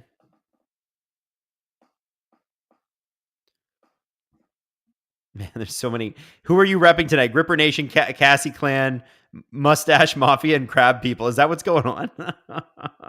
Andrew Doucette. I was hoping the Leafs would be more gritty. It's not enough. Yeah, I agree with that. Be a little meaner. Cassie, my favorite part of the Pens game is how baffled Pens Twitter is that they're winning. Rusty with the national hat trick, 2 points for Sid and 3 for EK. Well, that's good. Robert Bett, I told this to Steve, but love the joke. What do the Titanic and Habs have in common? Both are at the bottom of the Atlantic. It's a good joke. I like that. Listen, I'm not a petty man, but I can't lie to you. I am enjoying the Senators and Habs situations this year. Here we go. Robertson. Oh, hang on to the puck, Nicholas. Please get a goal. I'm your biggest booster. I'm a Robertson truther. I just want you to score. Score a big goal. Be a hero. You deserve it. There's Lorentz. This is the fourth line. They've done a great job tonight. Oh, McMahon might be offside there. Oh, Dewar with a great second effort. It might not have mattered because I think McMahon was offside. But you know what? Hey. Thomas says, what do you think about this hilarious trade talk about the Leafs getting Crosby? We talked about it at the top of the show. I've mentioned it. We played it at the intermission. It is hilarious, and I'm going to enjoy every minute of it. And my bet would always be on Colorado getting him, if that was what was going on. I don't think Crosby, if Crosby gets traded, let's just say, okay, since you brought it up, if Crosby gets traded, it's what are the chances it happens at the trade deadline? I don't see Sidney Crosby being the type of guy. He's committed to this team that goes mid-season to Kyle Dubas and goes, you know what? On second thought, I think that's like a long conversation at somebody's cottage somewhere where they sit down and they talk man to man. All right, Sid, we want to talk man to man. You want to talk man to man? Talking man to man. I think that's going to be, it'd be like a summertime conversation. We're going to trade you in the summer. Wherever you want to go. Whatever you want. Andrew Doucette, Robertson's last game, softer than wet paper bag. Listen, man, he's involved in the play. Steve Dangle, dropping a super chat. If you shave that mustache, we're throwing hands. guys. Here's what I should have done. I should have shaved. Jesse's right. I should have shaved and cleaned this up a little bit because it really pops. So when Friday, I will shave it and be look good. Should Robertson become a D-man? Absolutely not, Doug. He is not big enough.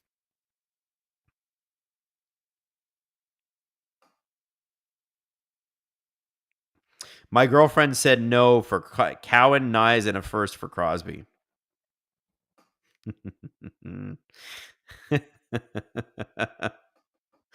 I don't know. I just don't know. Like, that's the other thing. To get Crosby would be outrageously expensive. I mean, he's Crosby. Man, there's nobody the Leafs need in the playoffs more than a guy like that. You imagine you put him and like Marner and Nylander out on the ice together because you need to get a goal. Follow that up with, or you put Marner and Matthews or Nylander Matthews, whatever you want to do. Marner Tavares. You could move Tavares to the wing so you could have Crosby, Tavares. Imagine Crosby and Tavares playing together. Nobody's talking about that. But just two guys who are low center of gravity, thick-legged men who are impossible to knock off the puck. Can you imagine the board battles? What a pain in the ass. I don't think teams would like that very much. I know he's staying in Pittsburgh. I know. But I want to throw it out there. Andrew says Robertson hardly big enough for people. Yeah, that's the thing. He's not that big. It's struggle. Steve always says it right. Steve, are you watching still? Steve always says it's like every game Robertson gets completely blown up by somebody and snaps right back up. You can never question the man's work ethic, but size is going to be an issue. This is going to be a bit of a test for the Leafs. Barkov, deep in the zone, where you never want him to be and where he always finds himself, and they got it out. That's good. Their defense is getting a little bit better throughout the game. Rodriguez and Reinhart are his line mates, and it's just bonkers what Reinhart's shooting. You can't let Reinhart shoot. Number 13 is Reinhart, by the way. Don't let him shoot the puck, ever, for any reason.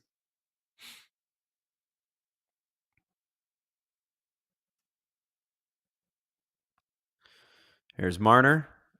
Pass up. Tanev dumps.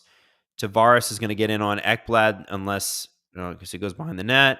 Oh, almost a bit of a giveaway there. McMahon just doesn't have the position.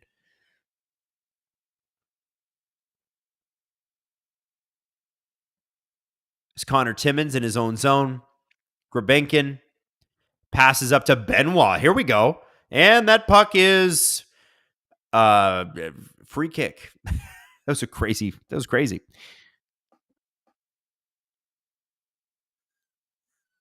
Natalie says, Adam, dye your mustache blue. This is my wife texting me, by the way. She said, dye your mustache blue. It will help the team. Oh my God. Stop.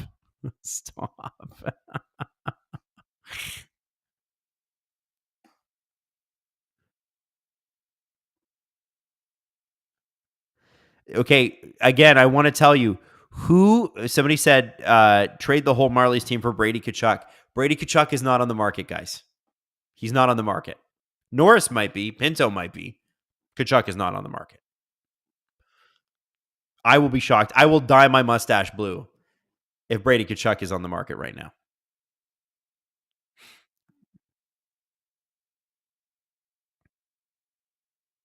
Noah Berger, I'm actually surprised at the lack of fights and scrums in this game. I thought it'd be more chippy. I agree. Oh, Leafs took a penalty there, I think, on Evan Rodriguez. Yeah, you just got beat and you hooked him.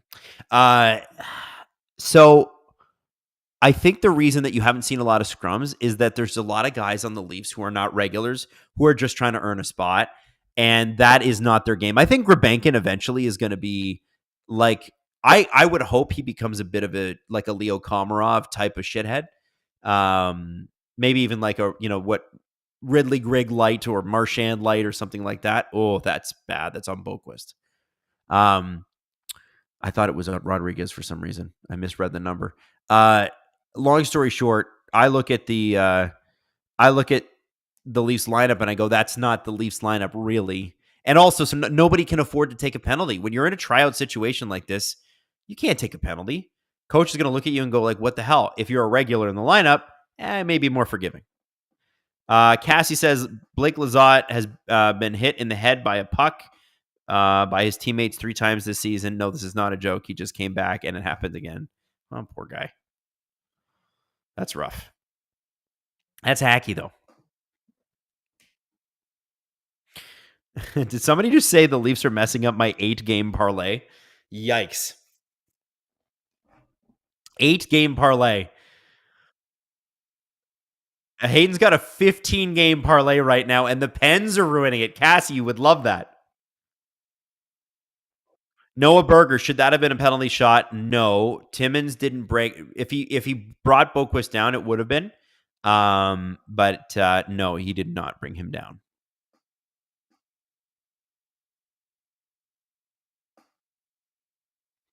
And also, I don't think Boquist was on like a clear breakaway. There wasn't the space. 38 seconds left on the PK. Woo. That shot looked a little bit dangerous from Tkachuk there. Thankfully, it missed. I'd like to see the Leafs block a few more shots here. And you can tell their PK guys are tired. It's Holmberg, Lorentz, OEL, and it looks like Simon Benoit out there too.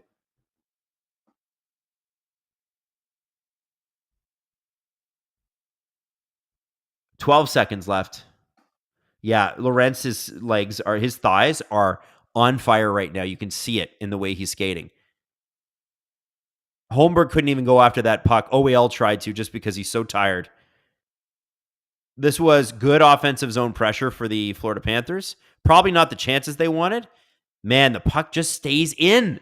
The Leafs have got to do something about this now. It's 5-on-5. Get out there. Get the puck back. Just try a little bit harder, boys. A little bit more. Oh, Stollers with a great save. Covers the rebound. Gives his team the relief they need. 5:16 left in the first period. And I'm going to do a little clap over the next face-off. My wife says it will inspire the team if you dye your mustache blue. Jesse Blake, 0 shots on the last PP. They did a great job blocking shots. You know what, Jesse? More blocking shots. And deaden the puck, too, while you're at it. The Leafs are experiencing a discombobulated game. These happen. It's not a crisis moment. I don't think anybody's freaking out. Do I sound like I'm freaking out? I'm pretty chill. Noah Berger, too much passing for the Panthers on that power play. I agree. That looked a lot like the Leafs' early season power play. Just looking for the perfect shot, passing it around. Tkachuk actually shot the puck, though. This feels like a scheduled loss. I won't lose sleep over this. See, I don't agree with that. I think if you're playing a team that's been the top of your division until the last week, and you're like, oh, scheduled loss, what does that say about your mentality? Listen, you can lose, but like you can't lose like that. Scheduled losses to me are like, oh, we got blown out by Columbus. Scheduled loss. Okay. And you are going to lose games, and you're going to lose games to good teams and bad. But I think you got to give it your all. I have to say, I've liked their effort a lot more in the second period than I did in the first. Emmy, your streams are always pretty chill, Adam. They are, but I don't know. Have you guys seen me in the playoffs? Playoffs, it got exciting. Hayden. Hayden says there's a trivia question for me in the stat pack. Let me pull that up. Let's do some trivia. Trivia for Adam. Who is the Florida Panthers all-time leader in plus minus? Anybody know? Hint, and don't look it up on Quant Hockey. I'll know if you're cheating. Hint, he is currently active in the NHL. He played he's played on 2 NHL teams in his 419 game career. He has played for Chicago and Florida. And he's currently the Panthers all-time leader in plus minus?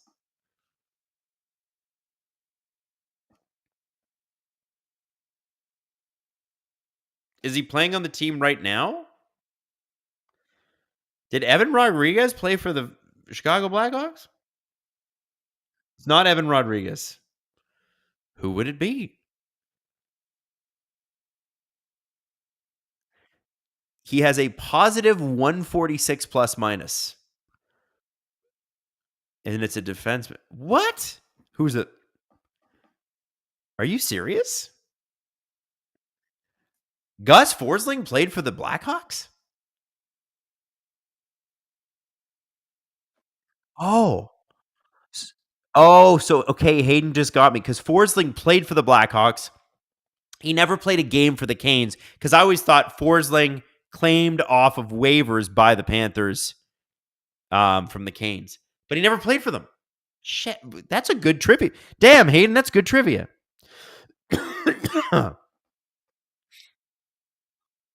That's crazy. That's a crazy number. Pickleball Pat, detecting a blue mustache fantasy Adam. Go for it, man.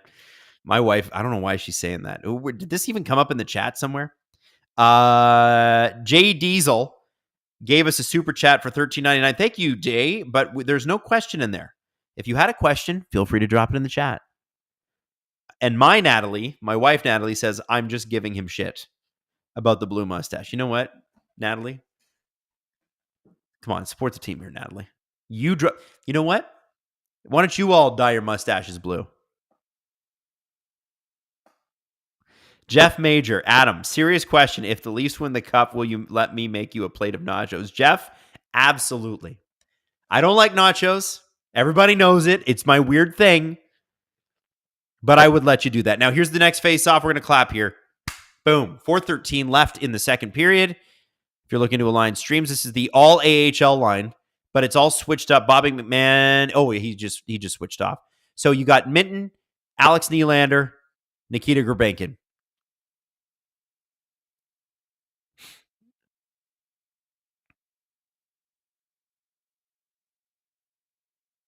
Oh, off the post. Wow.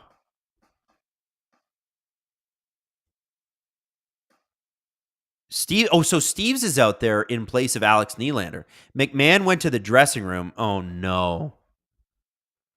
No.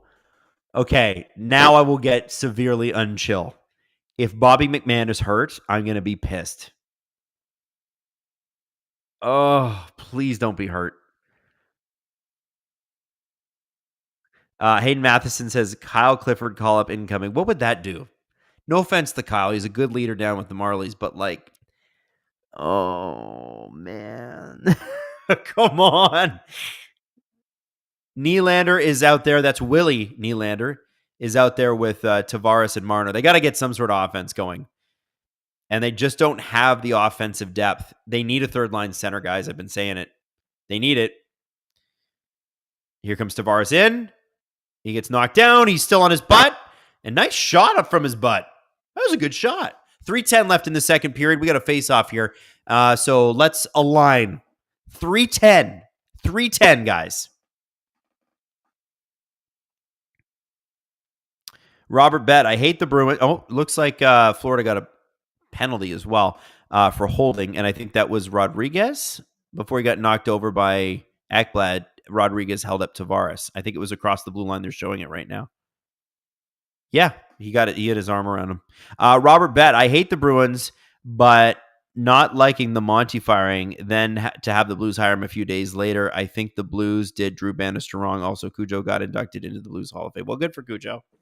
You know what, guys? Robert, I would say this. It sucks what happened to Drew Bannister, but it wouldn't have happened if the team had been winning. Oh, what a terrible play by the Leafs there. Reinhart, I told you not to let him score. Guys shooting like 30%. Okay, so this is a bad play. And this is what happens when you're discombobulated and a lot of your guys are not your guys.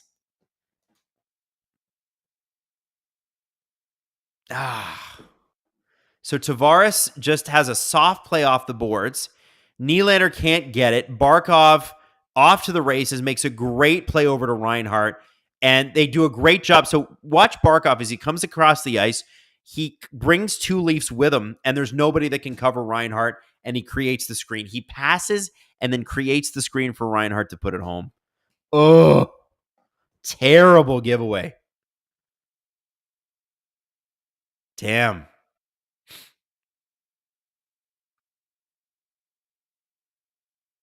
Reinhardt's been shooting the bloody lights out. Isn't that his 17th goal? Also, we worked with him a little bit at the All-Star game. He's one of the nicest guys I've ever met. Yeah, 17th goal. That's bonkers. The guy's crazy.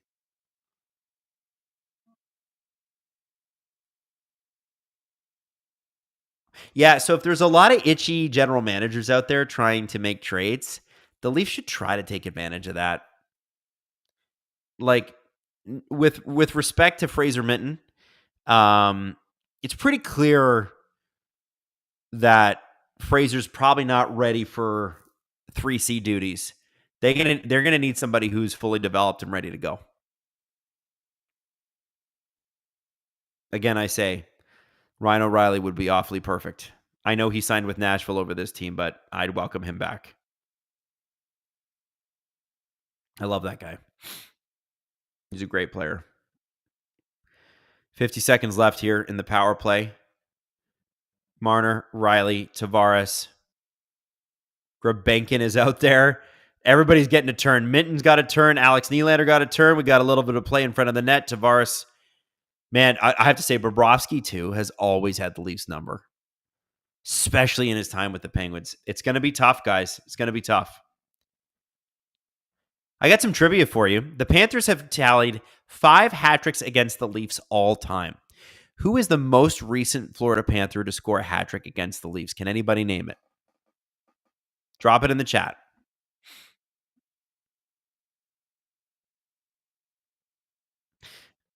Broadcast said Bobby McMahon was hobbling off the bench. Oh, my God. SDPN, what about Kadri? Hi, guys. Let me just remind you that the Calgary Flames are in a playoff spot. They're not trading Kadri. And the Calgary Flames don't do business with the Leafs because Treliving. I know Doug McLean went on the air and was like, yeah, they're talking. No, they're not. No, they're not. There are no Calgary-Toronto trades as long as Don Maloney is in charge of the Calgary Flames. They'll talk to Toronto. They'll never pull the trigger. Oh, no. Is Tavares hurt? Oh, great play there by Marner. I think Tavares is hurt. Oh, it's in the face. Okay. I mean, I'm sure it hurt his face, but it's not going to stop him from skating. By the way, I'm just going to give you the trivia. Mark Pissick was the last guy to do it. Feb 3rd, 2020. Barkov did it December 15th, 2018. Richard Zednik did it in 2008. Joe Nieuwendyk, former Leaf, against the Leafs in 2006. And Pavel Bure in 2001. Hayden, say that again. Oh, we got a goal. Mitch Marner, baby. Let's go. Mitch, who's been playing animal hockey. Unbelievable hockey. Yes. And it looks like Grabenkin got his first career assist. Good for him. Man, Berube loves this Grabenkin kid. Loves him. Loves this guy. So Marner all alone in front of Bobrovsky. What a move. That is disgusting. Watch what he does to keep the puck away. That extra move. Oh my God. Wow. Oh yeah, Bobrovsky can't touch that one. Hey man, Leafs are back in this game. It's only 2 goals. We're Leaf fans. We know that comebacks have happened on less.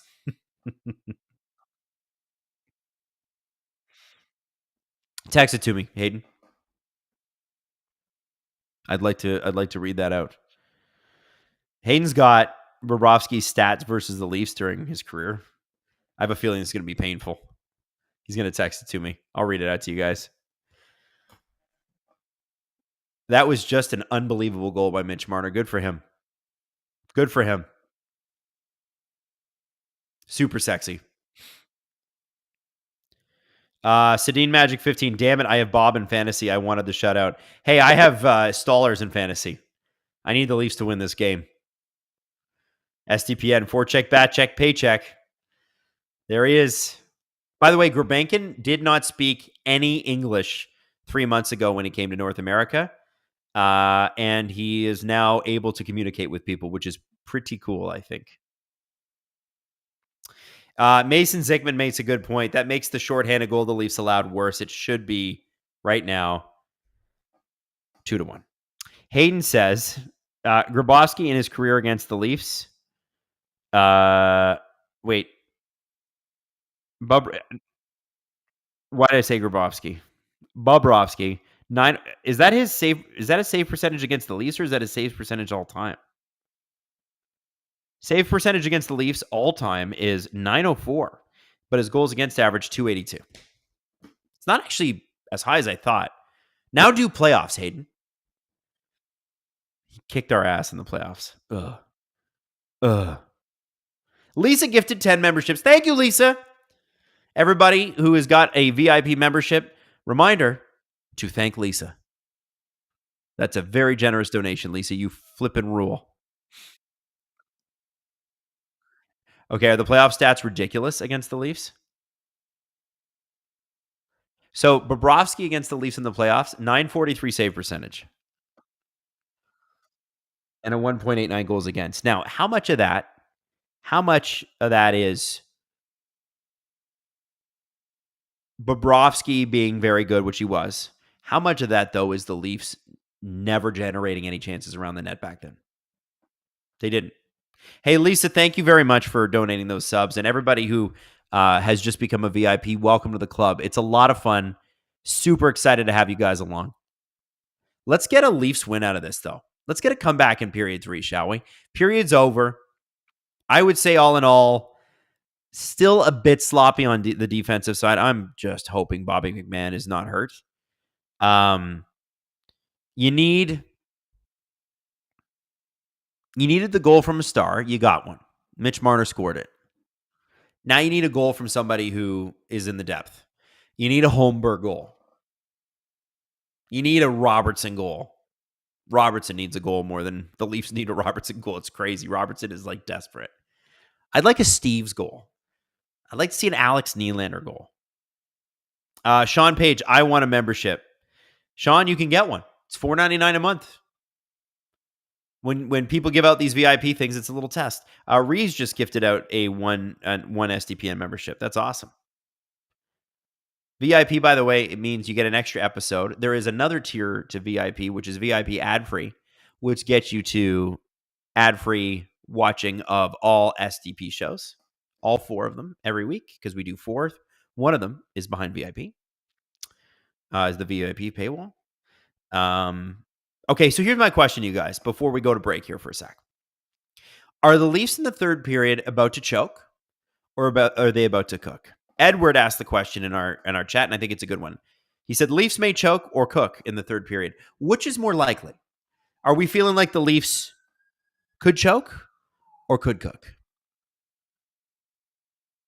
Choke or cook? What are we feeling? Cassie, I think we should get Movember to 6K. You know what, Cassie? We're gonna do a push. We'll do a push. Albert Lee, is VIP still only for YouTube, Spotify, and Apple Podcasts? Yes, those are the only podcast platforms where it's available. So you pick one and you enjoy your podcast there. So if you're more listening in the car, then maybe Spotify or Apple's for you. If you're more watching at home, that works. Also, if you're a premium YouTube member, you can use YouTube Premium and use the app, and you should be able to listen to it in the car as well. Whatever works for you. Sedin Magic 15, don't you have to be leading to choke? Yes, technically. But in this case, sometimes, and Sedin Magic 15, you might not be used to this because you don't watch every Leaf game as closely as we all do, and that's okay. It's probably better for your mental health. But in past years, the Leafs have gone into like a period like this, and it's like, okay, this is a guts or glory time. Are they going to come out and kick some ass, or are they going to blow it? And more often than not, it was, oh my God, they're going to blow it, even when they're behind. So, is it a cook or a choke? That's what I'm going to leave you with. Justin's put up the chat right now. We got a lot of votes. Oh, right away. I'm going to say let them cook because I have faith in the boys. Hayden, what are we doing here? Oh, okay. So this is a reaction to the Matthew Nyes hit, and this is interesting. Oh, okay. So this is reaction to, it's not the Nice hit, but this is from Monday's show. And this is about the NHL player safety putting out a video that actually explains why the white cloud hit on Nyes was legal. This is actually a really good segment. And how about this? People are like, oh, you guys are always so hard on the NHL. We gave him lots of compliments in this one. Check it out.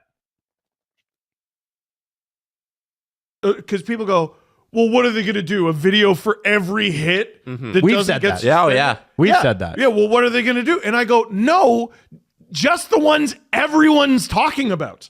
The Leafs ones.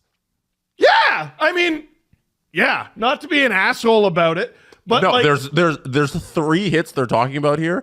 Two of them are from Leafs games. 2 of them are and Leaf the games. other one only comes into play because you're comparing it with the Leafs hits. But this is a golden.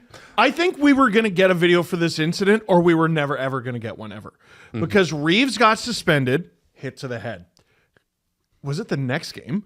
This happens, hit to the head, no suspension, no penalty, even Clean hit. right.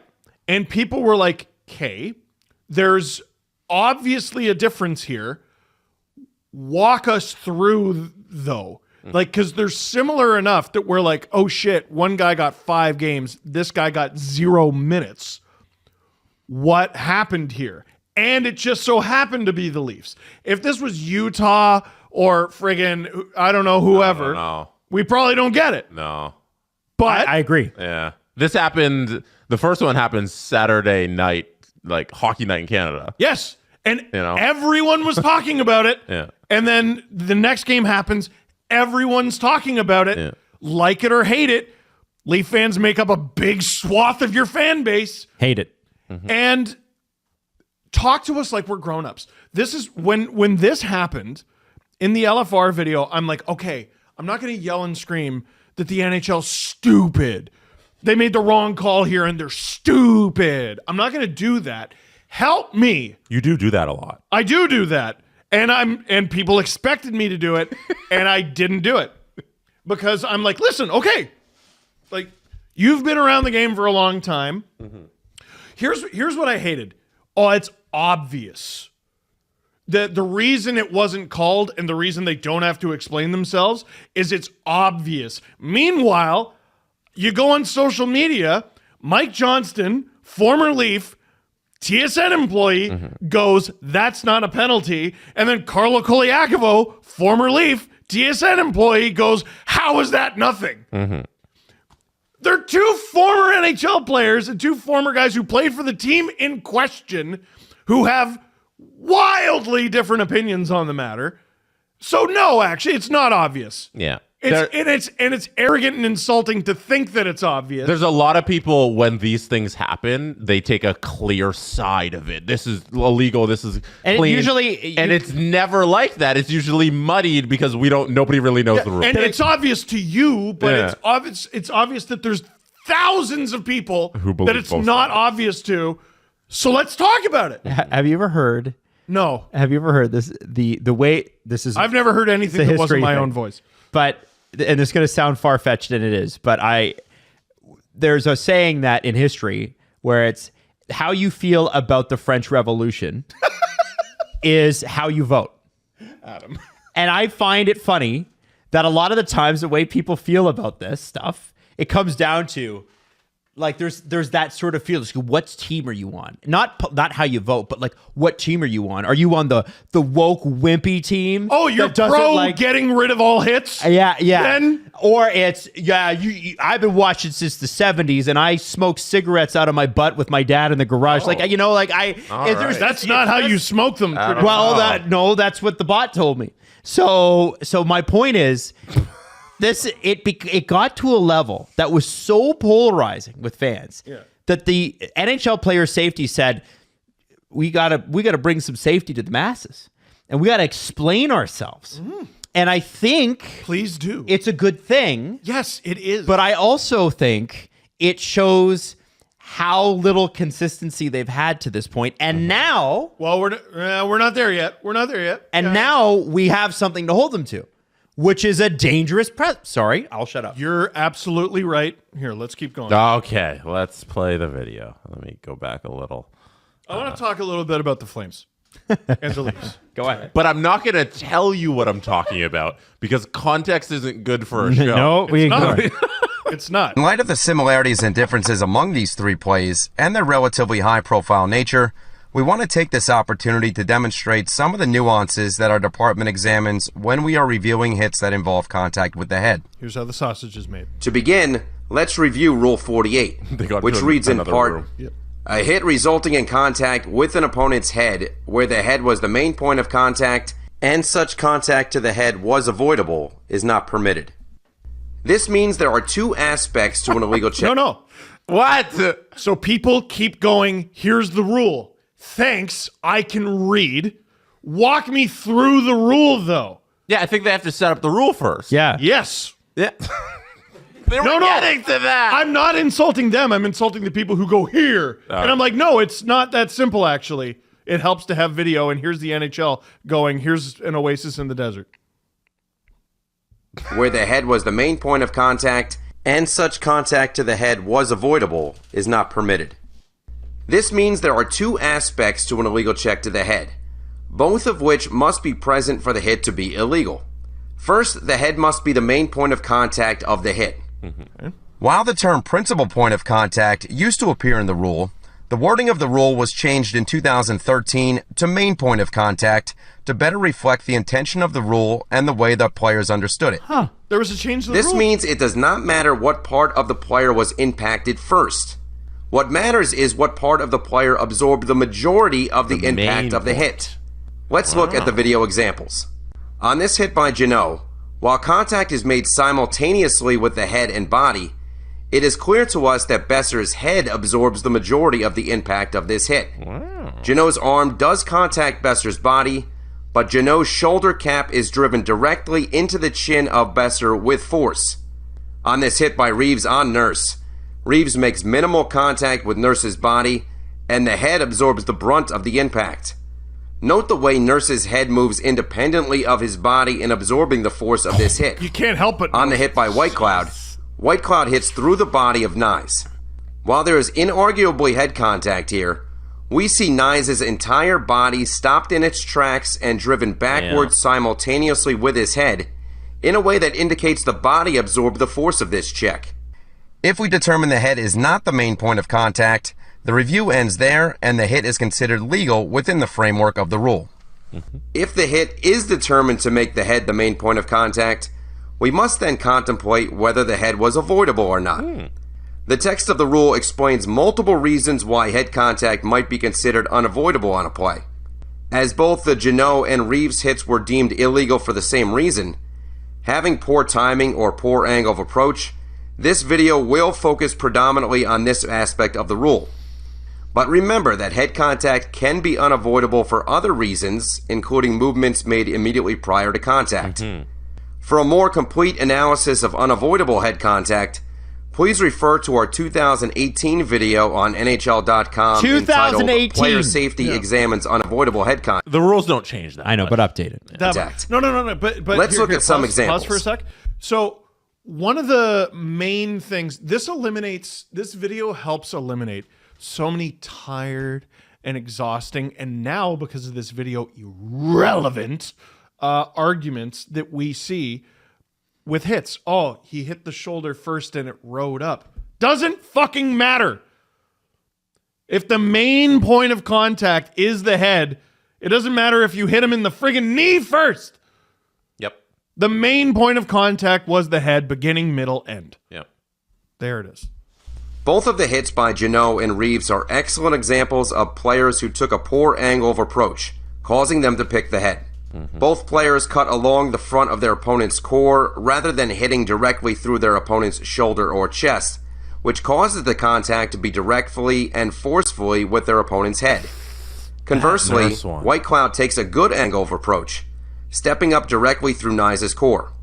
And while White Cloud does come up off the ice due to the force of the contact of the hit, he does not elevate up excessively or unnecessarily to pick the head as he delivers the check.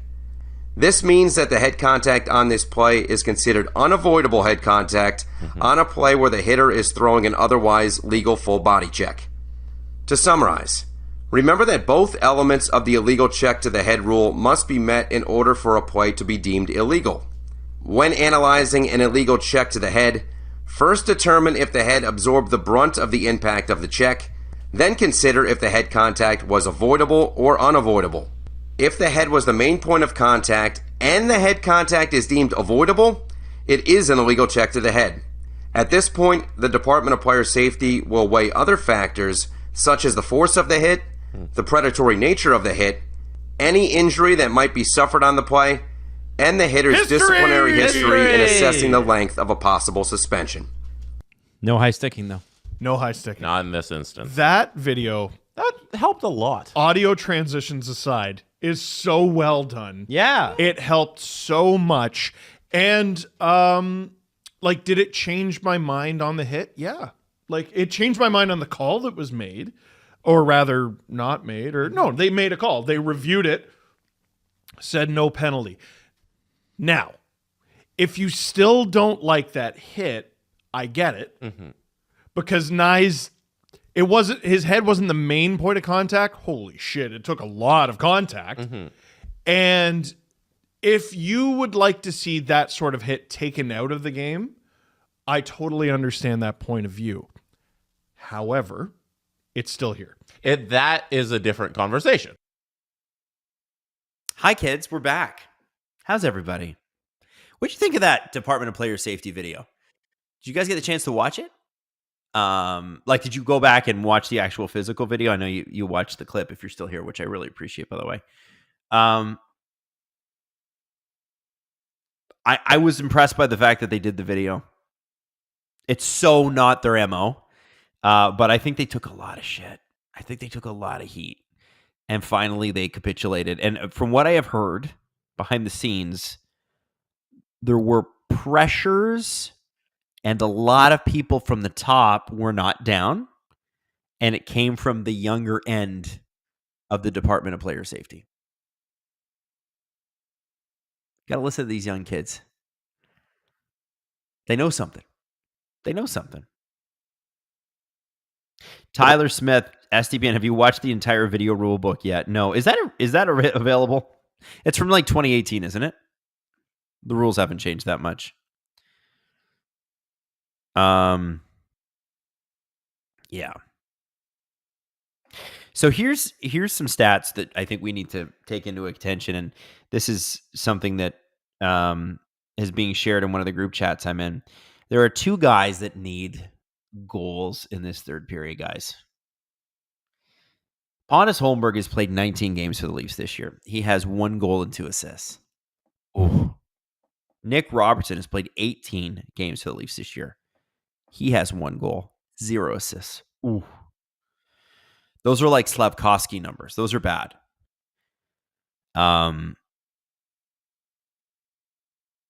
Boy, would be super duper cool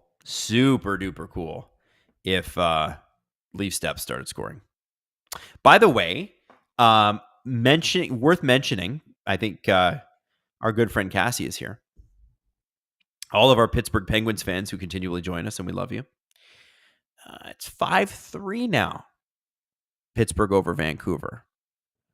Oh, it's getting a little close to comeback territory, don't you think?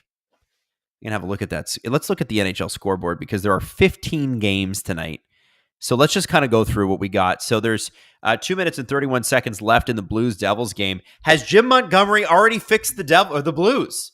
They're beating the Devils 3-0. You have to ask the question. The Flames are down 1-0 to the Red Wings and being outplayed significantly there. Capitals and Lightning are in a wrestling match, 3-3 tie right now. Obviously, you know about the Leafs and Panthers. Panthers up 3-1. Bruins and Islanders also tied at 3.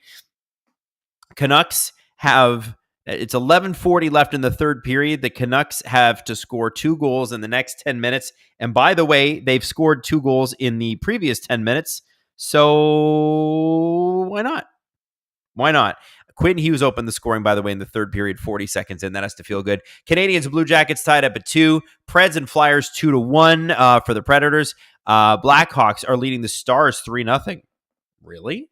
The Golden Knights and Avalanche are going to play tonight, as are the Jets and Kings, the Ducks and Kraken, the Senators and Sharks, Wylde and Sabres, and New York Rangers and Hurricanes. Those games are already over. The Wylde beat the Sabres 1-0 on a goal by Kirill. Thank God he's not injured. Kaprizov.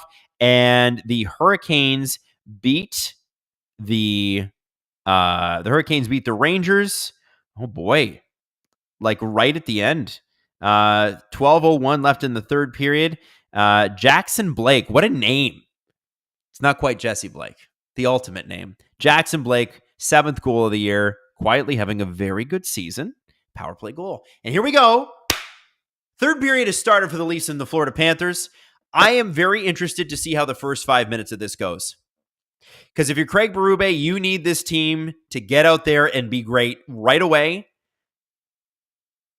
And this is probably not what you wanted, spending the first 15 seconds in your zone and not having possession. He has notably started the fourth line all 3 periods this game. I'm curious about the strategy from that. It has kind of worked. Like they have gotten some offensive zone faceoffs. The fourth line's entire job here is to get the puck down, get Bobrovsky to cover it, and then get the Marner, Tavares, and what was McMahon and is now probably William Nylander line out there. Haven't seen much of Alex Nylander either.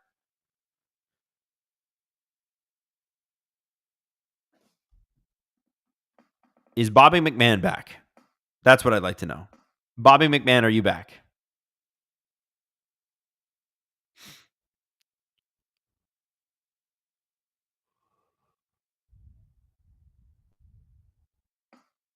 Jackson Blake is the son of former Leaf Jason Blake. I didn't know that. Hey, that's pretty cool.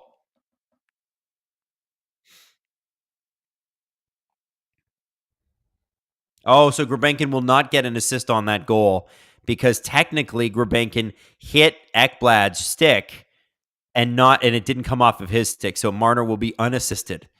Damn, Marner, it was a sexy goal. That was hot.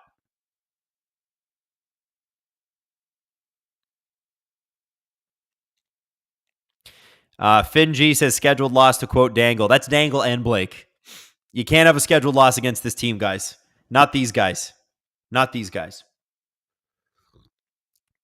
You at least have to make it close. You can lose games to good teams. You have to make this close. And I'm having a coffee to fire it up for the third period. I have been up, believe it or not, since 4 a.m. Hayden says there's a stat on my phone. Phone stats. Quinn Hughes is 4 assists away from passing Alex Edler on the all-time list for Canucks defensemen. Hughes has played 539 less games than Edler. Woo! Woo! Woo! That's pretty wild. And Kalia, you can't have a scheduled loss when you haven't played in a couple days. I agree. Gabriel says, Adam, do you like bubble tea? I've never had bubble tea. I'm an uncultured swine. I've never had it. I should have it. People are obsessed with it.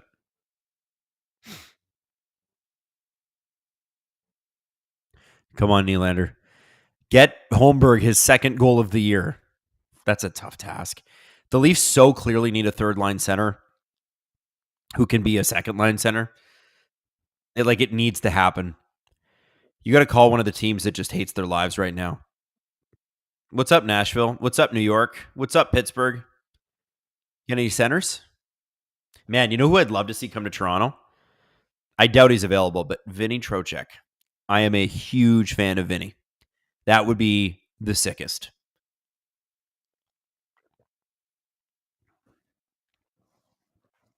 Justin says, Adam, I'll order boba to the office. Oh, I would love to try it.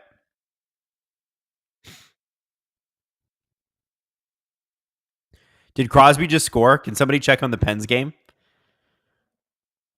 Did future Leaf Sidney Crosby just score?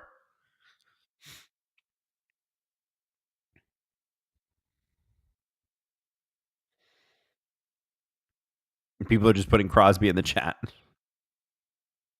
Still 5-3 right now. Cassie says, no Crosby or Malkin for you, I forbid. You know, Cassie, if Crosby is a Leaf at some point, you're going to have to cheer for the Leafs too. You know that. It's going to happen for you. Okay, here we go. Marner line out there. Come on. Oh, big hit by McCabe. Grabankin out there with a big assignment next to Marner and Tavares. It worked out okay during the power play. If McMahon's going to be out, oh, I'm going to die. Oh. Who are they going to call up next? Well, I guess they won't have to. If McMahon's out, Matthews is coming back. Nyes is coming back. Say that again, Hayden. Abruzzese is the only guy, according to Steve Dangle. I don't think they're going to have to worry about it. If Matthews is back on Saturday with the Lightning game, then you don't. And what's great is you don't have to put anybody on waivers. So that's good.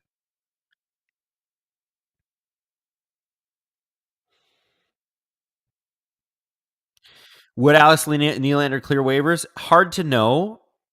I would bet that he would. But teams like to screw with the Leafs. Like, they really do. The Leafs didn't think they'd lose Michael Amadio, and they did. Oh, here's Robertson. Oh, come on. Oh, nice little setup by Holmberg there to Nylander. Didn't go in, but we like to see it. Mel's asking for updates on McCabe. Well, McCabe was out there from what I saw. Was he injured? Holmberg threw it a little too far. Nylander's got a tough task tonight. He's got two ice cold players that he's playing with. That's tough. I'm not positive, guys, the way that they're playing, that Holmberg and Robertson deserve to be on the second line. I know they made the team out of camp, and I know that you've got a bunch of new young guys like Minton and Steves and that sort of thing, and Grabankin. From what I'm seeing, I just think if this has to continue for a few more games, I would let the younger guys do some more. And I think they're already doing it with Grabankin. Berube loves that guy, just loves him. But I'm thinking that, like, I'd like to see Nylander Minton. I'd like to see Alex Nylander up a little more too.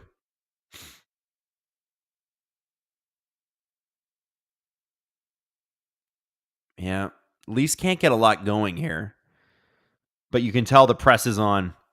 Tanev dumps it in, chases after it as the Leafs go for a change. A nice little forecheck by Chris Tanev.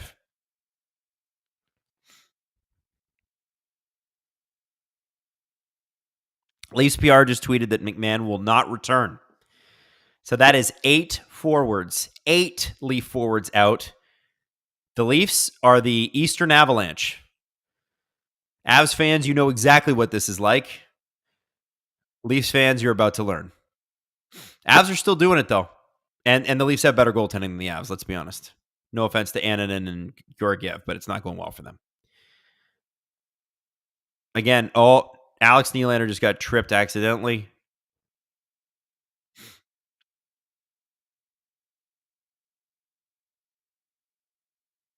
Both Nylanders on the ice.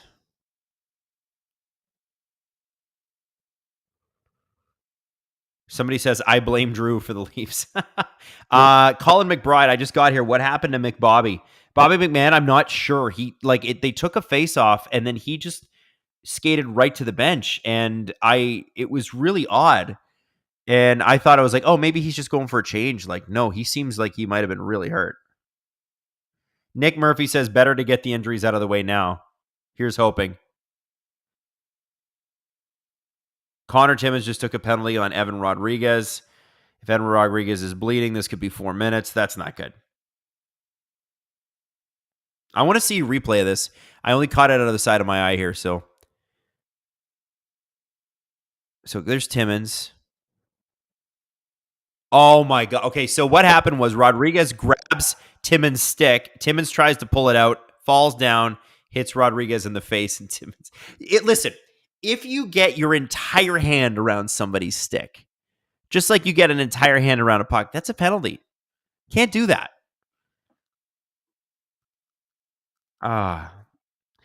SDPN asks, how can you get a high stick while sitting on the ground? Damn. Well, Colin says, someone needs to tell Adam scheduled loss doesn't mean blowout and not trying.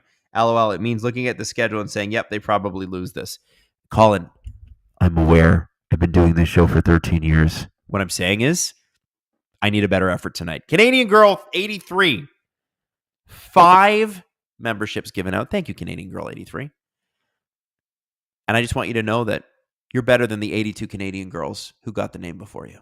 Way better. I think we all agree. Andrew 8468 says it should be 4-on-4. It should be.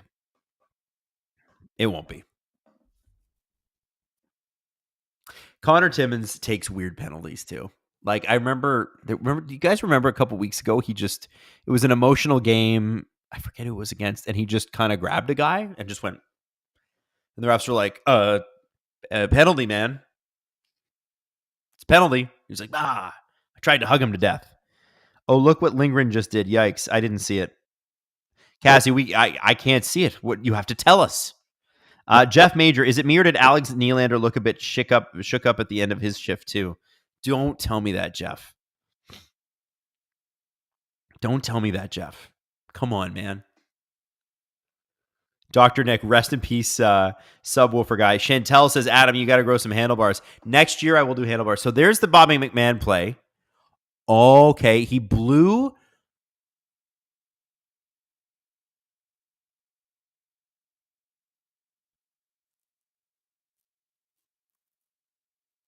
Oh, man. So it could have been any number of things. And now Connor Timmins is out. Boy, oh boy. Listen, man, this comes down to guts. Do you have guts or do you not? You got to win. Injuries got to win. Bobby says he jammed his foot into the boards. Well, yes.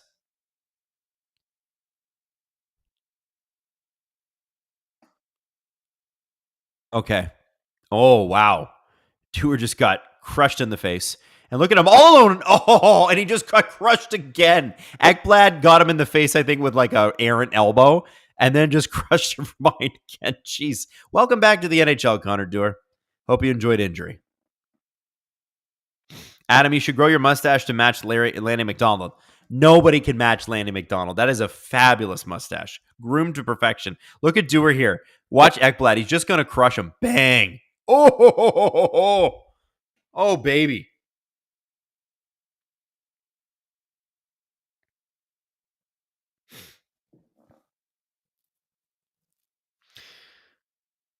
Are the only remaining Leafs forwards Mitch, Johnny, and Willie?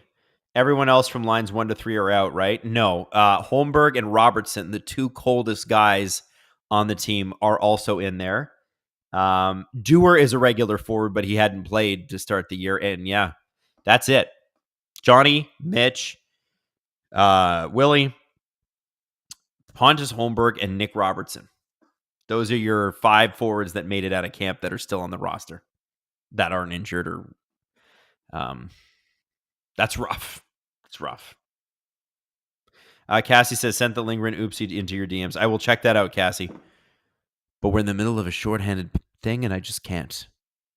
Oh, Lorentz. Oh, everybody's mentioning Lorentz. Yeah, Lorentz. Okay. So they have 2 full lines.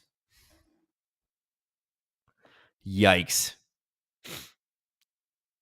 By the way, Lorentz looks good. I really like that guy.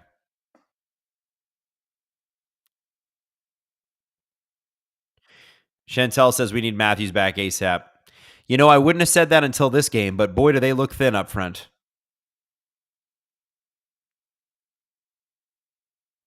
And it's funny, the Leafs do have better depth than I've seen them have before, but I just don't think that you can go forward like this. If one of your 2 centers goes down, you have nothing to cover with. You just don't have the depth in the system.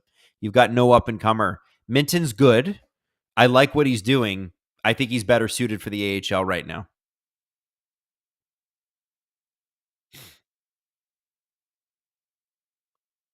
Hey, by the way, SDPN just wanted to quickly remind you to like this video and subscribe to the channel if you haven't. If you like this video, it means more people will see it. And the more people that see it, the better. And by the way, thank you to the, how many, I'm just refreshing my feed, to the 408 of you who have liked it thus far. That's pretty good. Considering we got like 670 people watching, it's pretty good.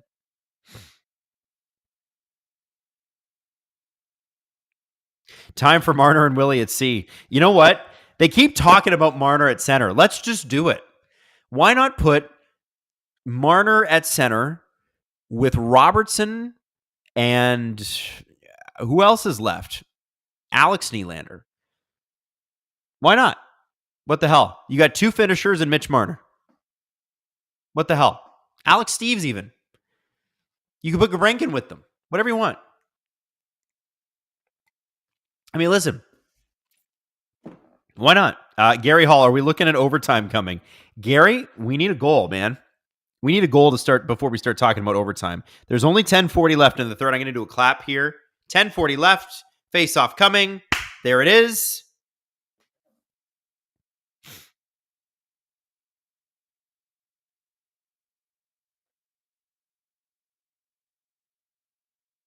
Connor Bedard has scored tonight. He had a goalless streak. Well, how long was that goalless streak, Hayden?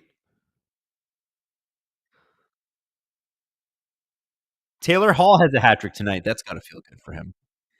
Because he's on the trading block very much and making $6 million. Canadian Big Mech. Adam, when we shake off the injury bug, do you think Berube should try running 4 lines deep with scoring? No, I don't. Spread Matthews, Nylander, Marner, Tavares over 4 lines. No. 4-line scoring doesn't work traditionally. You need lines to do other things.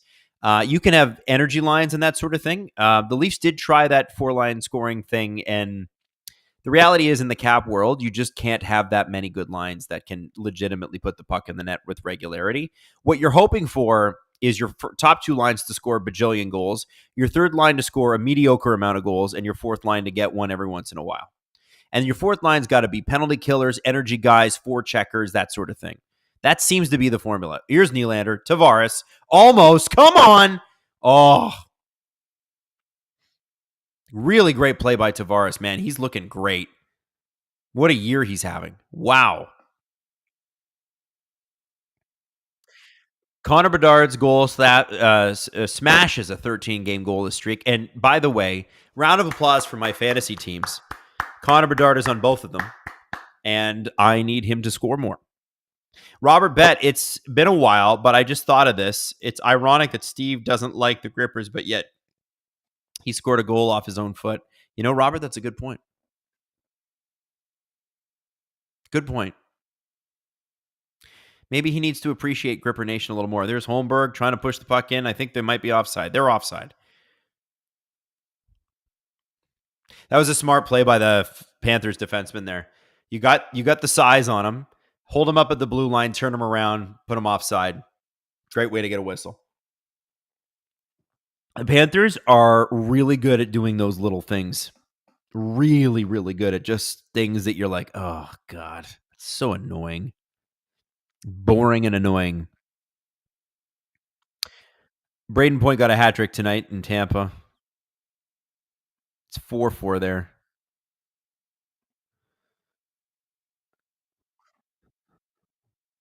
I'm just looking. Cassie sent me the Charlie Lindgren. Oh, no. He tried to clear it around his own net and cleared it into his own net with 12:41. That was the game. No, Charlie. That is an all-time dang it. Have you guys seen this? Look this up. The Charlie Lindgren thing, you're going to see it everywhere. This is an all-time terrible goaltender play. Oh my God, if you're a goaltender, tend the goal. Steve's not here, but if you're a goaltender. Oh my God, it's bad. I wish we had hockey rates so I could show you it. I'd have Peyton Hayden put it up on the screen. One day we will. One day we will get highlight rights. Damn, that Lindgren play is bad.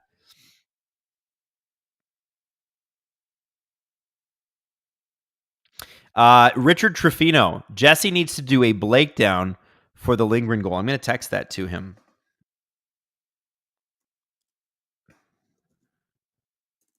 That's hilarious. Jesse, you know what to do. Let's see if he drops one tonight. See if he's man enough. I don't know if he's watching anymore. He's out there being a cool guy. All right, so we've got... The Leafs have not generated a lot of high danger chances tonight. The shots are even, but let's be honest, it's not been a great... They haven't created chaos in front of Bobrovsky the way you'd like. And they were really executing well on that before all the injuries. McMahon is out now, and Matthews and Kampf and Domi and all these guys. Nyes, it's difficult, right? For these young new guys to take up the mantle. But yeah, a lot of you are checking out that Lindgren goal. Yeah, super not good. That sucks. The Caps have had such a good year too. And it just stinks. It stinks that Ovechkin's out, and it stinks that goalie thing happened, but you got to pay attention. I think Logan Thompson gets the next start. Scribankin along the boards with Minton, and Robertson's out with them. So they've put Robertson now on the third line. I don't know what that means for Alex Nylander. But I guess they got to get Robertson out there for a shift. Boy. By the way, Steve was in one of our group chats tonight. Somebody in our chat here on this video just mentions Robertson needs to learn San Jose. Liljegren has gone to San Jose and has not recorded an assist.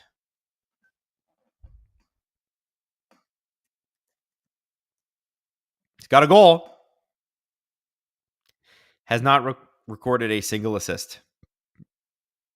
That's rough. Who knew the one game he played for the Leafs this year would be his last? San Jose stinks, though, let's be honest. He's got 2 goals, actually, for San Jose this year. 2 goals. 2 goals. No assists. He's now on the second power play unit instead of the first. But let's be honest here. It's San Jose, and it's pretty hard to judge anyone fully.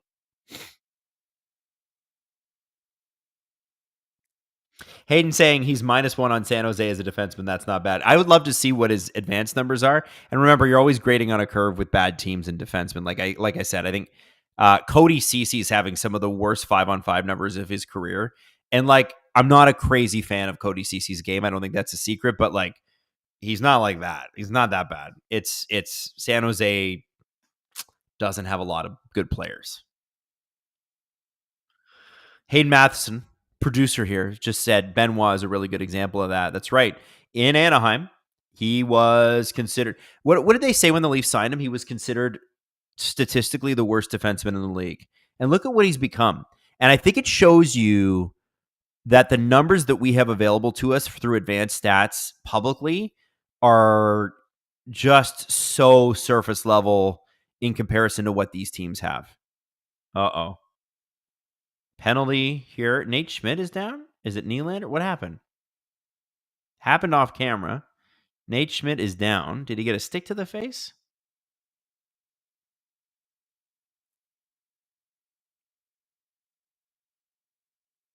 So is Nylander going to get a penalty here? Yeah. Oh, for God's sakes.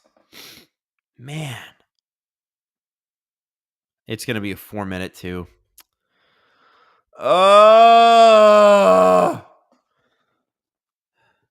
Oh, Willie.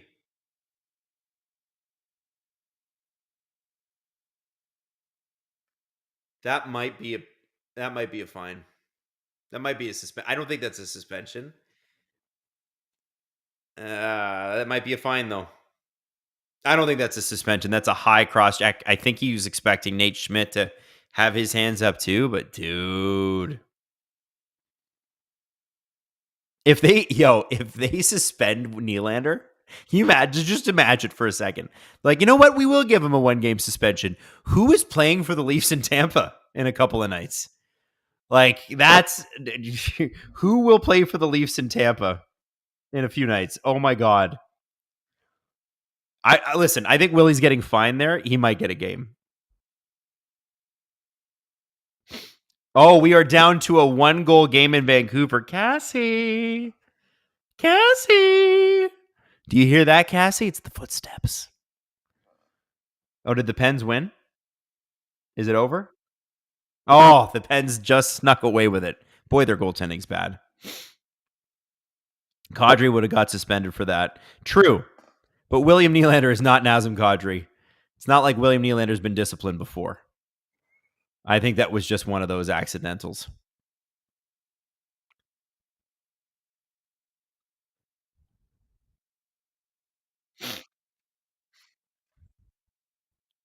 Oh, Kachuk looks hurt. Puck go off his skate, I mean.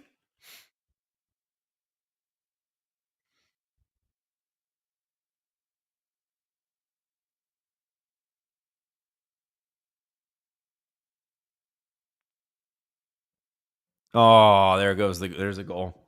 And here it happens in the first 2 minutes. So there's still 2 minutes to kill. Carter Verhaeghe, former Leaf. Had to be that way. Well, this sucks. Man, I'm telling you, if I'm going to tweet this. If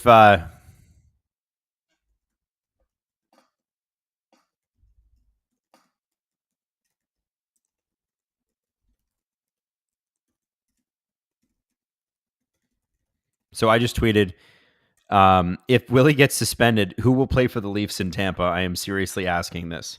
And I'm going to put it on Blue Sky as well. Are you guys on Blue Sky, by the way? If you're not, you should jump on it. I've actually really enjoyed it. I'm not expecting it to like replace Twitter, but I really like it. I really like it. It's been like really cool reaching out to people there, talking to people. Bubby says it's Jover. It might be.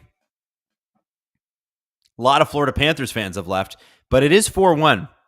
And we know in Leafs land, that's not a safe lead. Jay Diesel, what's your Twitter? At Adam Wylde, WYLDE. And on Blue Sky, at Adam Wylde, .bluesky.whatever. I do think they need to change the usernames on Blue Sky. I don't want to be at Adam Wylde, .bluesky.social. I just want to be at Adam Wylde. Is that possible? They'll change that, right?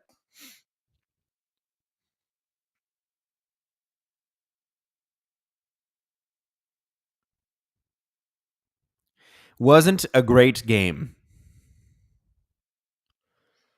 Was not a great game. Wanted it to be better. Would have been helpful if the Leafs hadn't had so many injuries. You still have to play the hockey games, though, don't you? Wow, that Charlie Lindgren thing. Just saw it again, guys. So bad.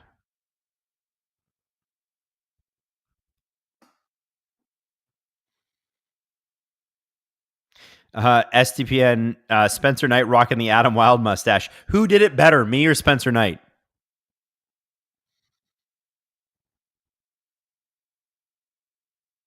Nick Murphy said, it took me 2 days to sign up for Blue Sky. Seemed like every time I tried it, it errored out. Yeah, I've heard that, and I think it's because Hayden was dropping some insane stats about Twitter and Blue Sky. Hayden, can you text those to me, please? I got to read these guys. I got to read these to you. These are insane. You wouldn't believe the growth. 32 seconds left on the power play. Oh, Joss goes over the net. Oof.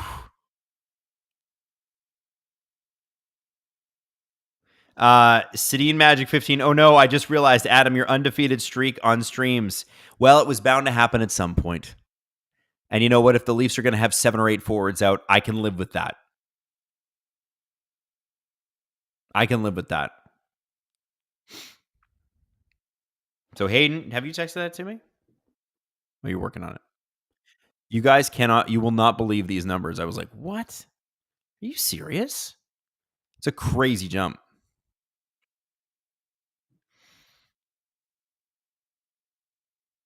So is Alex Nylander out too? I hadn't heard anything on the broadcast for it, but I haven't seen him out there. Like, guys, what's happening right now?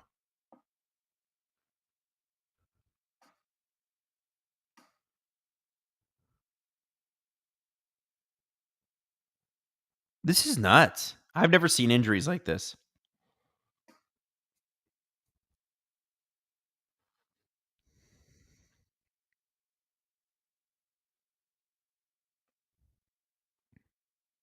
Wow.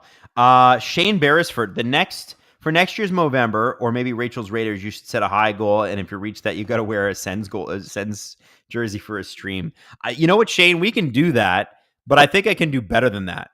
Like, next year, I'm thinking I'm going to go handlebars next year, I think. And I'm thinking that we should look at a situation where, like, I put some sort of crazy dare out there, some sort of bet. And if we cross a specific threshold, I will do X. I don't know what that is. Maybe we can figure that out. Robert Bet, worst goal ever, Vesatoskala 2008. Have you seen the Charlie Lindgren goal? Might be worse. Jay Diesel, super chat. Hey, Jay, I can't read your question. Is your font, or it's just, it's a super sticker. Oh, thank you, Jay Diesel. Alex is on the bench. He's not injured. Okay. So maybe he's just not playing much. Maybe he did something to bother Craig Berube.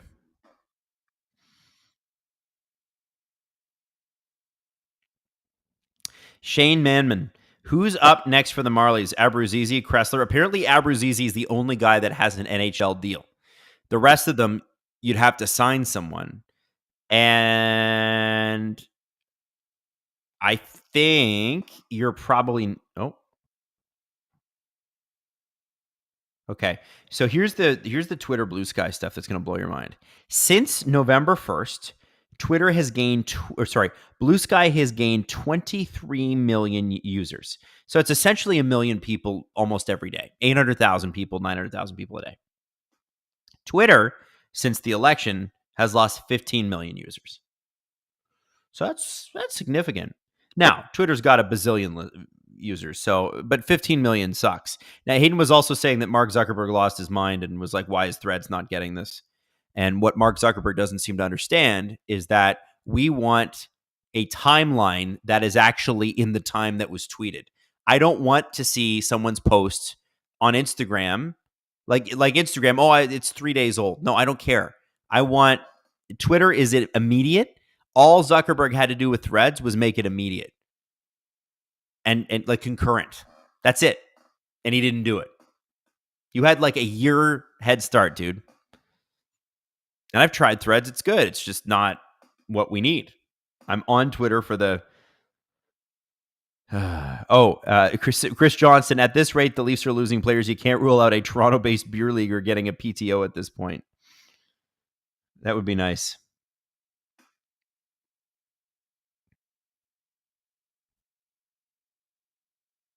Which tweet, Hayden? Oh, look at the replies to the Chris Johnston tweet. Oh, we retweeted it and said, put us in. That's funny.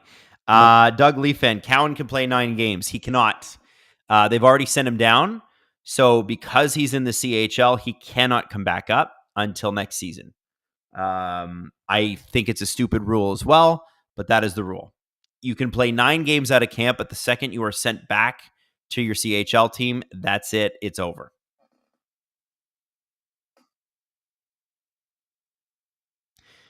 Sarah Marlowe, Blue Sky will never be X. I mean, yeah, I think you're right. I think it's difficult for it to be X or Twitter or whatever. But to me, it's like I got to go where if you're hanging out on Blue Sky, then I need to be there too, right? Like if you're on Twitter, I need to be there too. I'm not making some big political statement and leaving Twitter. Like, guys, I know you'll miss me. You just you won't have the pleasure of seeing my tweets here anymore. Like I have something interesting to say. You know what I'm saying? We have a pulled goalie. You know what? I respect this. 3:13 left in the third period. Why not try? Why not?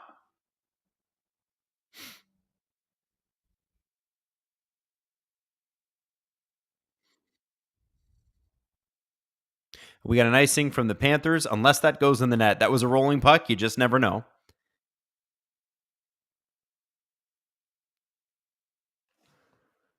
Oh, God. Who will play for... You know what? I'm going to say it. Oh, Nick Murphy, thank you for donating 5 memberships. That's incredible. How about a triple steam? You, Dangle, and Jesse. That would be fun. I think it's interesting. I think we will do something like that sometime. We also we've done it for like trade deadline and stuff like that. I didn't mean it that way. Blue Sky rules. Oh no, I know, Sierra. I know that Blue Sky does rule. It's probably never going to be the size that Twitter was at its height. But you know what? The thing about any industry is that you come out, you have somebody that creates something that's crazy unique, and it becomes a monopoly for a while. And then someone else goes, what if I took 15% of that market share? I could still make a pretty good living doing that. And I think we're going to see the continual fragmentation of social media. And that's kind of a good thing. It's kind of weird that for this long we've had, Meta and Twitter and Snapchat and these guys all kind of dominate. You need more companies than this. TikTok too. Like, how has no one else created a video platform that can rival TikTok? You got to do it. Oh, nice little chance there. OEL setting up Tavares, who's had a good game. Give Tavares some flowers here too. No results, but had a good game. Oh.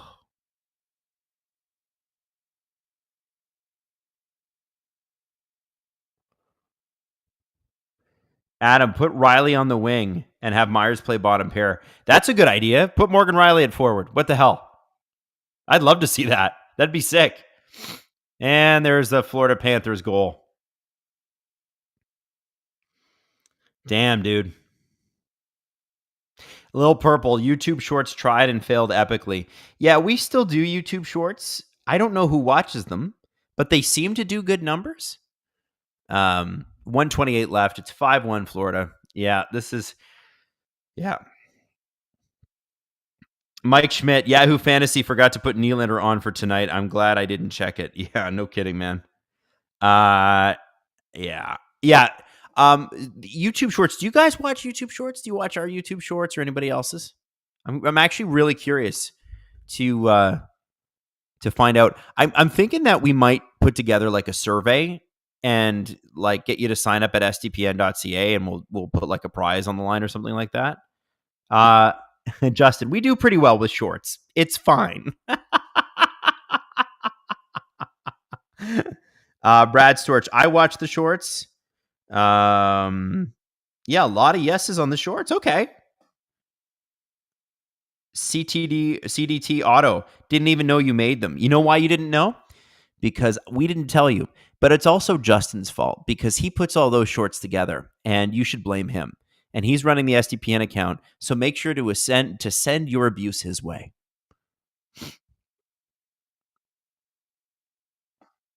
This is Tavares' first pointless game since November the 12th, assuming he doesn't get one here in the last 30 seconds. He's not on the ice, so I don't think he will. There's Grabankin out there getting some more ice time. Grabankin breaking in. Man, I love this kid. Just the wild hair, the no teeth. He's a beauty. By the way, stick around. We're going to do a little 5-minute Q&A. So if you have any questions for me that you want answered, hit me up. Just put it in the chat, guys. Love you all. Wow. Rough game. I guess Steve and Jesse were right. Scheduled loss. I don't have to like it, though. I don't have to like it. And I don't like it. If you have questions, let's do a little press conference here. Hit me up.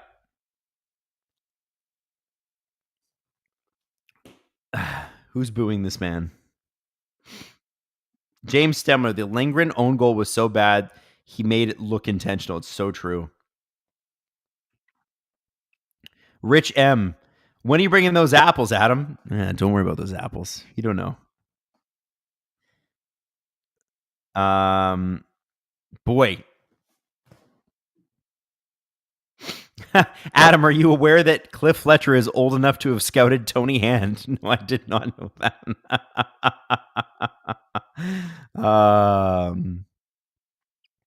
Jacob, when do the Leafs make a trade for a third line center?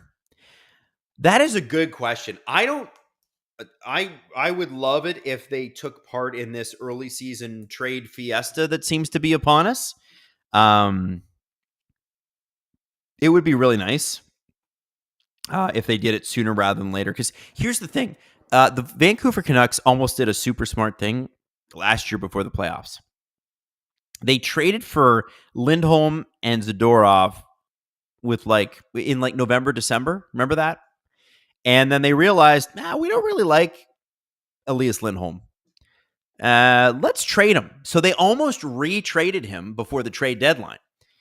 And they weren't able to get a deal done, but they were like, this guy doesn't fit us. And if you watch them in the playoffs, you can kind of see why they felt that way, right? I think the Leafs make a trade now. If I were them, I would love to see them make a trade now, and then see if that works. CDT Auto, who would you want for a third center target? Would you want Bukestad, Nelson, Gord? My two top guys are Ryan O'Reilly and Brock Nelson. I think Brock Nelson would be unbelievable. And I just don't know if what he costs you, but Brock Nelson on the Toronto freaking Maple Leafs, man, I would love to see that guy unleashed too on a little bit more of an offensive team. Because then you can pair Matthews. I would say Matthews, Domi, because they had chemistry last year. I would say Marner, Tavares, and then try Nylander, Nelson. Bonkers, baby. Bonkers. Lemon and Friends. Adam, what's the secret to a long-lasting marriage? Well, the longest marriage I've had is so far 2.5 years. So I'll let you know when it's long-lasting, but I would say that thus far, respect and patience. Respect, patience, kindness. Even when you're tired and frustrated or hangry or whatever, really makes a difference. If you start to feel your hackles get up a little bit, you get a little annoyed, take a minute and go, why am I annoyed? Is it really worth it? And oftentimes it isn't.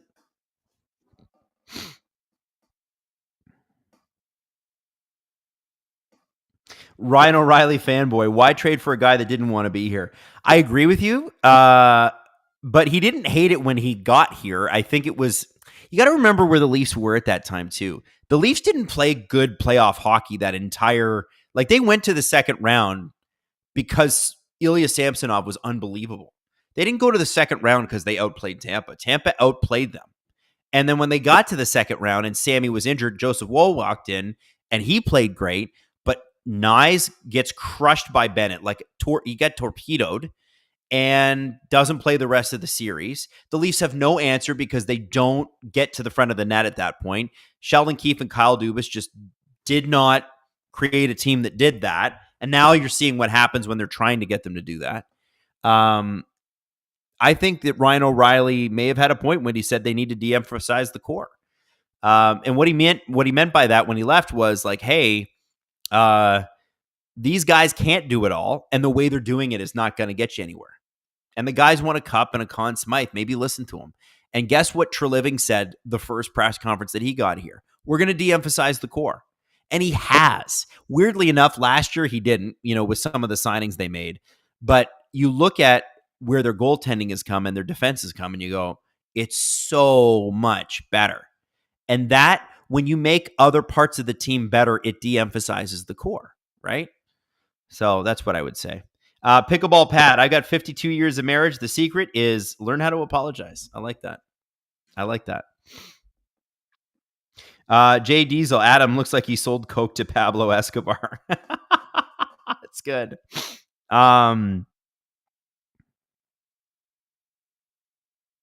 You're going to a sporting event, Rickman.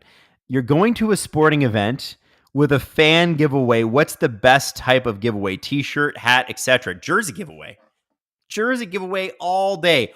Or, sometimes when they throw a T-shirt out, but it comes down in that parachute. I think that's really cool. I like that. Leafs should trade for Tomasino. No, the Pens already did that. That's fine. They can have him. Thank you for the Sam Elliott and the what's his name? Hayden, I can't even think anymore. Tom Selleck. Adam, could you grow a twirly villain mustache? I could. James Stemler, Taylor Hall got his first hat trick in 11 years tonight. Well, good for him. Richard Tofino, the best giveaway is hockey stick giveaway, so you can hit idiot fans with it. Robert Bett, what about Morgan Frost from Philly? I like Morgan Frost a lot. He's young. He's very good. The question is, what's he cost? And If it's not that much, because he's not, I don't think he's a torts guy. A lot of players are not. Does he fit? I don't know. I like Morgan Frost a lot, though. I think it's a good fit in certain ways. Oh, I like that. Man, Hayden, how many people are you adding to this?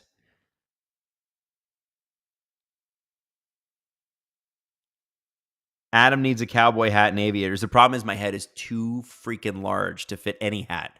We went to Nashville, and Justin will attest to this because he came to the store with us. So we go to a cowboy hat store, and we're trying to get Steve a cowboy hat and trying to get Jesse one, trying to get me one. And this happened to me in Calgary too, where Stampede is a big deal. They did not sell them in my size. I was bigger than their biggest size. That's how big my head is. It's huge. Hogwash. Ottawa Live when? We're working on it. Sophia Vladzon. Adam, I love you. You're my fave on SDPN. Thank you, Sophia. I appreciate that. I love you. That's really nice. Get a custom-made cowboy hat. Well, okay, yeah. For what? Why am I buying a custom cowboy hat? For what? Hi, Adam. New NHL fan and Leafs fan. Been following him for a couple months now. Marner is awesome and my favorite player. He should be getting an extension at some point, right? The Ron Burgundy picture's up there now, too. Thanks, Aiden.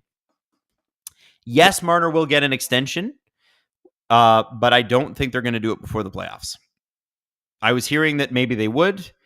I think the contract demands are likely pretty high because he's played extremely well.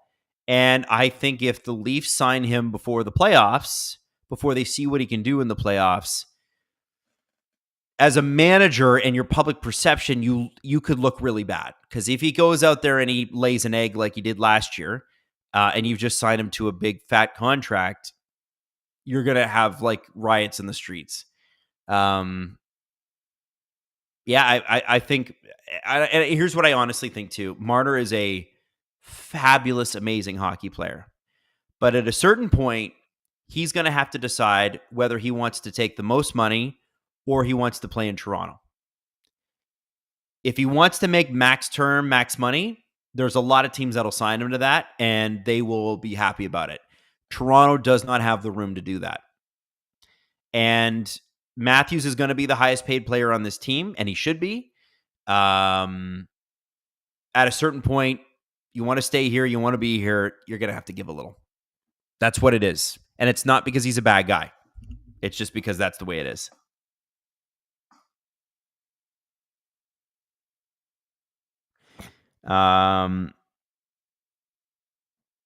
Yeah. So, okay, guys, I'm going to wrap it up. I'm sorry it wasn't a better game for the Leafs, but it was great to have you all along. Gripper Nation, just having a fantastic year. You guys are sticking with me all the time, and I love it. I'm going to be back Wednesday next week, and what we're going to start to do is post a schedule of when my streams are going to be, because they're going to be different days every week, but next week is Wednesday night, and because I'm going to the Monday night game against Chicago. And we're going to do games right up until the 23rd of December. The Islanders game is at 2:00 in the afternoon against the Leafs. And we've got all the schedule basically planned out for the remainder of the regular season. And we'll worry about the postseason when the postseason comes, but it's going to be wild. So love you all. Thank you so much for being here. Thank you for donating to my mustache. And don't forget, there's a few more days left for November. And I love you guys all. Thank you for being here. I will see you next Wednesday night. New SDP is out tonight, so that maybe will cheer you up.